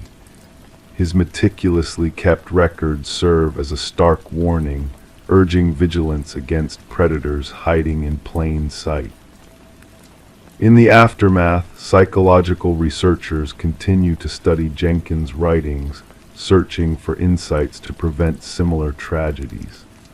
And as a collection of brass keys sits in an evidence locker, they bear silent witness to lives lost, each key a reminder of the devastating truth hidden behind seemingly ordinary appearances. Story 24. The old house had sat silent, untouched by life for what seemed like an eternity. Whispers from the neighbors spoke of a young woman who had vanished without a trace, leaving behind a void that lingered in the musty air. But when the new occupants crossed the threshold, they were met with a locked bedroom door, a puzzle waiting to be unraveled. With a gentle push and a creak, the door swung open, revealing a room frozen in time. Dust danced in the stagnant air, a silent witness to the passage of years. Yet amidst the stillness, a sense of unease crept in, shrouding the room in a veil of mystery. The bed stood neatly made, untouched by time. The mirror gleamed free of any blemish, and there upon the desk a lone candle stood vigil, its wax a remnant of forgotten flames, frozen in time like tears turned to ice. But it was the notebook that beckoned, its pages whispering secrets of a past long gone. Detective Morgan delved into its depths, each stroke of the pen revealing a tale of intrigue and deceit. Elise Winters, a name etched in ink, her words a haunting echo of a life interrupted. The notebook spoke of shadows lurking in the night, of a relentless watchfulness that pierced the darkness. "He's watching me," the words cried out, a plea for help lost in the void. The final entry, a chilling testament to fear and foreboding, a warning left unheeded. As the room yielded its secrets, the truth emerged like a specter from the shadows. Elise, a paralegal entangled in a web of deception, her pursuit of justice leading to a fate sealed in silence. The room bore witness to her struggle, a silent testament to a life cut short. Forensic technicians combed the room for clues, each fingerprint a ghostly trace of the past. The scent of dust mingled with something darker, a faint reminder of secrets buried deep within the walls. And then a discovery, a hidden compartment beneath a loose floorboard, a key to unlock a truth long hidden. Documents revealed a web of conspiracy, a trail of deceit leading to powerful men with blood on their hands. The truth emerged in whispers and shadows, a tale of greed and betrayal woven into the fabric of the room. Elise's voice echoed through the recordings, a ghostly presence guiding the way to justice. As the puzzle unraveled, a figure emerged from the shadows, a man named Harriman, his hands stained with guilt. The room bore witness to his crimes, a silent sentinel in the night. In the end, justice prevailed, though Elise's voice remained forever silenced. Her legacy lived on in the room she never truly left, a testament to her unwavering pursuit of truth. The house stood empty once more, a silent guardian of secrets long buried. The light in the upstairs window flickered, a beacon of remembrance for a woman whose spirit lingered in the shadows. And so the house slept, its mysteries laid bare but never forgotten. The echoes of the past whispered through its halls, a lullaby of justice for the restless souls who dwelled within its walls. Story 25. The aged apartment held its secrets, pipes that groaned, floorboards that whispered stories of years past. The new tenant, Sarah, felt a chill in the air as she lay awake at night, listening to the footsteps echoing above her. They were not the random sounds of settling, but a purposeful rhythm that danced across the ceiling like a ghostly waltz. Sarah lived on the top floor, yet the footsteps persisted, slow and deliberate, as if someone unseen was pacing back and forth in a hidden realm above her sanctuary. One night she summoned her courage and tapped the ceiling with a broomstick, hoping to break the spell. The footsteps ceased, plunging the room into a heavy silence, and then, in defiance of logic, a single knock reverberated from within the ceiling itself. Sarah kept the strange occurrence to herself, brushing it off as the quirks of an old building. She drowned out the haunting footsteps with the blare of her television, seeking solace in the artificial glow of the screen. But the phantom footfalls persisted, a spectral presence tracing invisible paths above her head in the dead of night. Detective Morris entered the scene like a shadow slipping through cracks in the walls. A maintenance worker's discovery of a hidden crawlspace outside Sarah's apartment set the gears of investigation in motion. Behind a section of drywall, a forbidden passage emerged, leading to a clandestine chamber that defied the laws of architecture. Within this secret enclave, a trove of unsettling artifacts awaited a blanket that whispered of unseen dreams, a notebook filled with meticulous observations of Sarah's every move. The superintendent's call to the police marked the beginning of a descent into a realm of shadows and whispers. The notebook spoke of an unseen watcher, a silent observer who had woven a web of surveillance around Sarah's life. Fingerprints found in the hidden passages defied identification, casting a veil of mystery over the unfolding drama. Forensic teams unraveled a labyrinth of hidden corridors woven into the very bones of the building, a network that spanned decades and connected multiple apartments. Yet it was Sarah's domain that served as the focal point of this clandestine theater, a stage where the watcher's gaze lingered with unsettling intensity. Former residents whispered of unseen eyes and restless spirits, of a presence that haunted the edges of their reality. The puzzle pieces began to fall into place when microscopic blood spatter hinted at a dark secret buried within the walls. Martin Weaver's vanishing act became a focal point of the investigation, a thread that led back to a quiet man named Edward who had vanished into the night like a shadow fleeing from the light. Edward's enigmatic past unraveled like a tapestry of darkness, revealing a pattern of silence and solitude that spanned decades. A cabin in the wilderness unveiled a gallery of horrors, a shrine to lost souls, a testament to Edward's twisted obsessions. Images of former residents stared back from the walls, their eyes hollow with unspeakable dread. Maps and journals chronicled a descent into madness, a journey through the shadows of a fractured mind. As the earth yielded its grim secrets, the truth emerged from the shadows like a specter rising from the grave. Edward's legacy of terror had left a trail of broken lives and shattered dreams in its wake. The manhunt began, a race against time to capture a ghost who had slipped through the cracks of reality. And in the silence that followed, Detective Morris found himself haunted by the echoes of footsteps that lingered in the darkness. The memory of Sarah, lost to the shadows, whispered through the night like a siren's call. As the world slept, he listened to the quiet hum of the night, wondering if somewhere in the darkness another watcher waited, unseen and unheard. The tale of Sarah Coleman, lost to the shadows, remained a mystery shrouded in silence, a reminder of the dangers that lurked in the hidden corners of the world. Story 26, The Mystery of the Doppelganger. She wiped away the steam on the mirror, gazing at her reflection, but something felt amiss.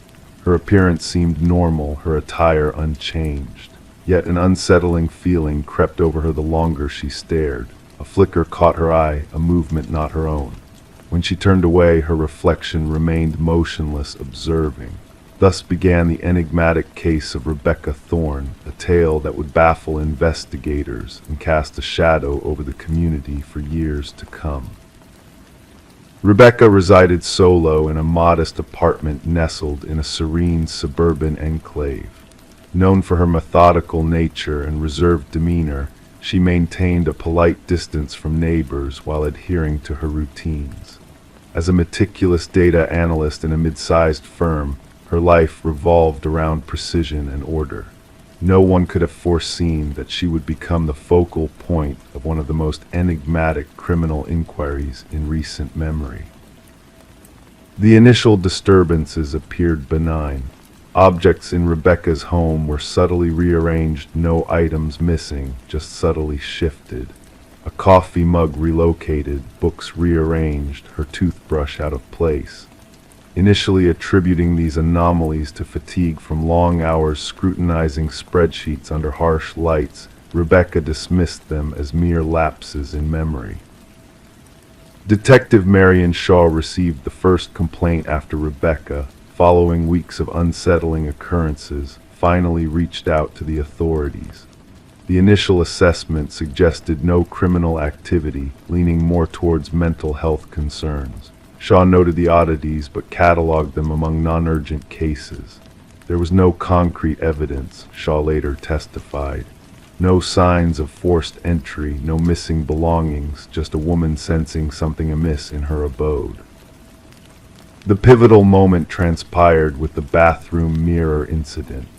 During her subsequent contact with the police, Rebecca vividly recounted how her reflection appeared to move independently, how she felt under constant surveillance even in solitude.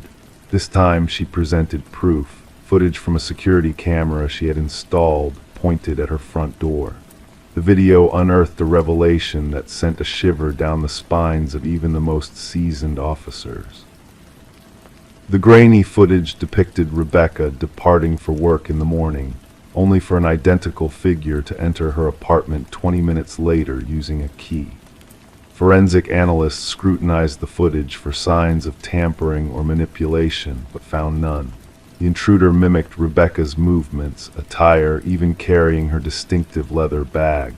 Yet, according to time-stamped records from her workplace security system, Rebecca was already present in her office across town.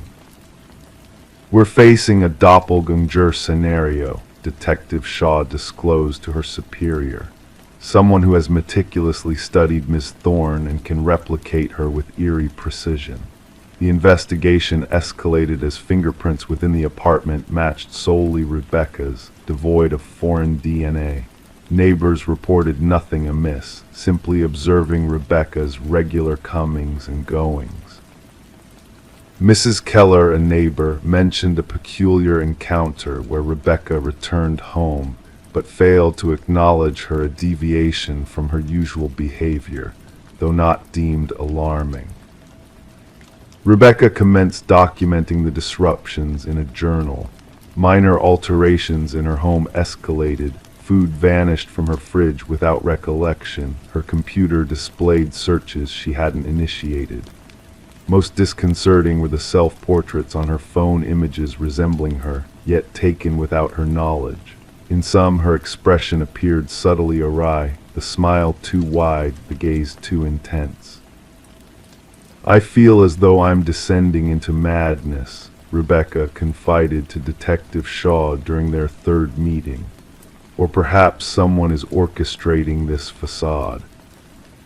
A breakthrough emerged when investigators discerned a pattern in the security footage. The doppelganger exclusively entered during Rebecca's scheduled absences for specific engagements, therapy sessions, yoga classes, Sunday morning grocery runs, predetermined activities with predictable durations. "An individual intimately acquainted with your routine," Shaw elucidated. "This isn't random, it's targeted surveillance and infiltration."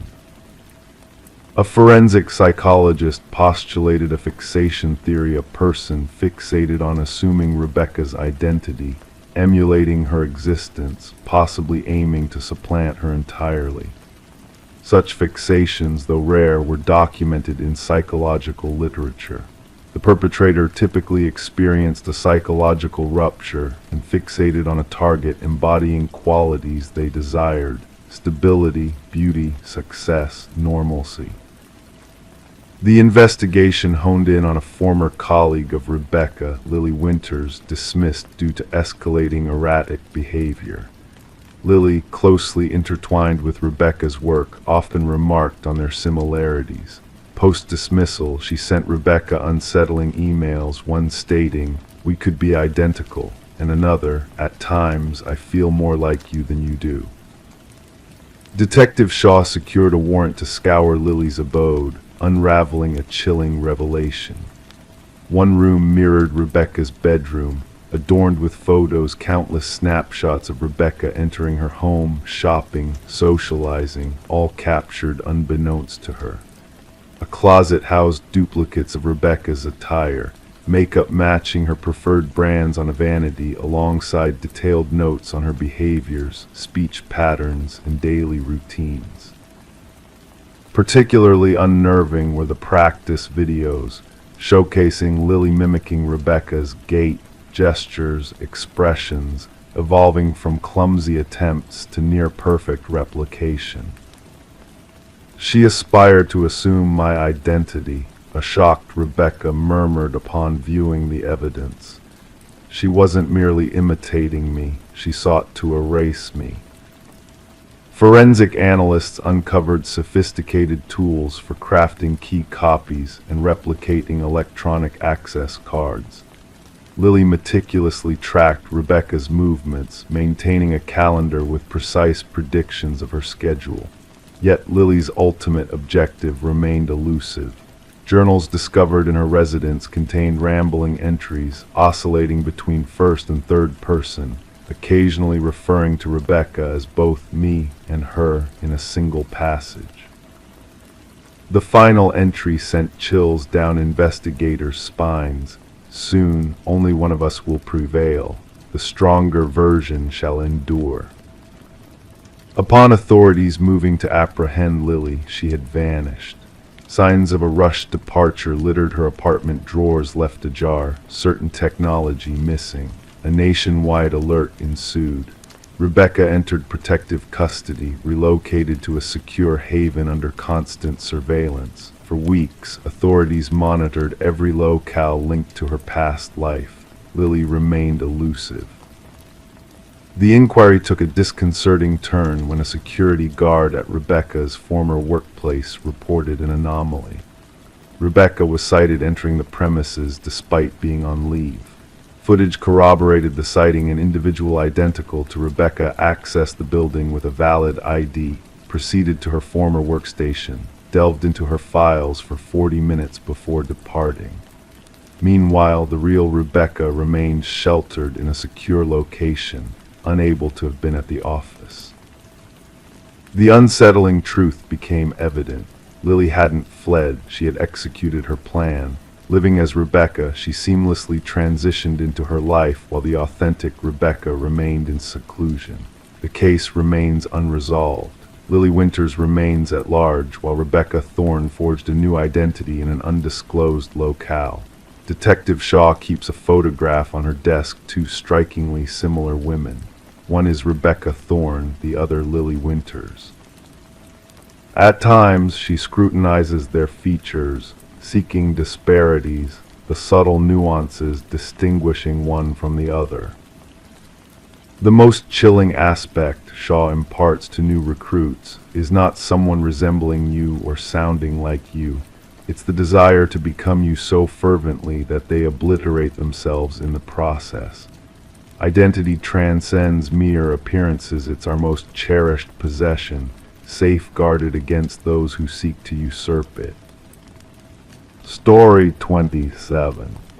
The parcel arrived mysteriously, devoid of any traceable information, a plain cardboard box, slightly damp from the morning mist. It was not intended for her, the address correct, but the name unknown. Sarah Miller hesitated, knowing she should have disregarded it, left it untouched on her doorstep. Yet curiosity beckoned her forth. With cautious hands, she peeled back the tape, anticipating mundane contents like books or clothing. However, what lay within was far from ordinary. Nestled inside was a VHS tape, accompanied by a solitary sticky note that read, "Watch alone." Sarah held the black plastic tape in her hands, sensing an unusual weight to it, as if burdened with secrets untold. Her fingers traced the weathered edges, feeling the rough imperfections of the casing. The handwritten note bore the marks of urgency, each stroke pressed firmly onto the paper. Meanwhile, the tranquil suburban setting outside carried on its usual rhythm a distant dog's bark, the laughter of children at play, the steady hum of a lawnmower slicing through the morning air. Unaware of the enigma that had just been delivered, Sarah brought the package inside, placing it on her kitchen counter. The name on the box, Daniel Whitaker, meant nothing to her. Having resided in the house for years, she had never encountered mail addressed to that name before. The previous occupants, the Johnsons, had long since departed, leaving behind no trace of a connection to this mysterious package. Uncertainty and unease gnawed at Sarah as she glanced at her old VCR, a relic of days gone by. There was something about the tape that called out to her, a puzzle shrouded in worn plastic. Against her instinct, Sarah inserted the tape into the machine. Initially, static flickered on the screen, gradually sharpening into focus. A dimly lit room materialized, illuminated by a single lamp. The camera angle seemed askew, as if hastily positioned. A man sat in a wooden chair, his features obscured by shadows at first. "My name is Daniel Whitaker," his voice resonated quietly yet firmly.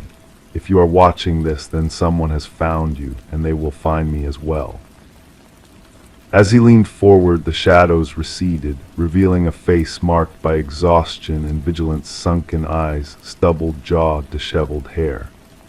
"I am innocent of her murder," he asserted, "but they have fabricated evidence against me, planted false trails of my involvement. I need you to understand that I never laid a hand on her."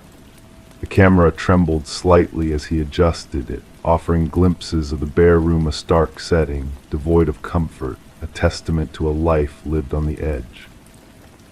"They framed me," Daniel continued, desperation creeping into his voice.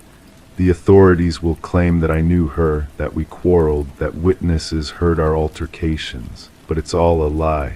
I only saw Catherine Walsh on the news, her life stolen, her death wrongly pinned on me." Detective Eliza Ramirez sat in her office, pondering the fifth identical VHS tape that had surfaced. Each tape bore the same urgent plea from Daniel Whitaker, the prime suspect in the murder of Catherine Walsh, a man who had vanished without a trace after her demise. Initially, the case seemed straightforward: a young woman strangled in her own home, evidence pointing squarely at Whitaker. But the tapes cast a shadow of doubt over everything. As Ramirez delved deeper, she unearthed unsettling truths. Catherine Walsh had been embroiled in a whistleblower case against PharmaCorp, a formidable pharmaceutical giant with ties to the government. Evidence surfaced of data manipulation in clinical trials, concealing dangerous side effects in a new drug slated for release. Walsh had intended to testify, armed with incriminating documents that would expose the company's malfeasance. The detective's investigation led her down a labyrinth of deceit and manipulation. The DNA evidence against Whitaker appeared too precise, strategically placed to implicate him. Witness statements seemed rehearsed, lacking authenticity. Surveillance footage inexplicably corrupted during crucial moments. Ramirez sensed a sinister force at play, orchestrating a grand deception. Days later, Sarah Miller received another package, a trove of incriminating documents from PharmaCorp, bearing Walsh's digital signature. Each page unveiled a web of corruption, validating Catherine's claims and implicating powerful figures within the company. As Ramirez connected with other recipients of the tapes, a pattern emerged, linking Whitaker's plight to a larger conspiracy. Whitaker's tapes revealed the truth behind his entanglement in a scheme orchestrated by PharmaCorp's security chief, a former detective turned corporate enforcer. His journals chronicled the elaborate framing of Whitaker, the suppression of evidence, and the orchestration of a cover-up. With Sarah's keen observation, they identified a crucial clue in the reflection of a storage unit on one of the tapes, a breakthrough that led to the exposure of the entire conspiracy. Justice was served not through dramatic confrontation, but through the meticulous assembly of evidence. 3 executives faced indictment, the security chief turned informant, and the tainted drug halted in its tracks. Whitaker emerged from seclusion, a shadow of his former self, vindicated yet scarred by his ordeal. In a poignant encounter with Sarah, he revealed the algorithmic randomness that had chosen her as a recipient, a stranger untainted by the lies spun against him. As they stood on her porch, the threshold where truth had found its way through misdirection, Sarah posed a question that lingered in the air. Why me? Whitaker met her gaze with weary resolve. The algorithm sought those unconnected to my plight, those who could discern truth amidst the fabrications. Your address, though mistaken, became the conduit for justice to prevail. The VHS tapes, relics of a clandestine saga, served as tangible reminders that truth often arrives in unexpected guises, awaiting the curious souls willing to peer beneath the surface. As night descended, Sarah and Whitaker parted ways, their paths forever altered by a convergence of chance and resilience, a testament to the intricate dance between reality and illusion.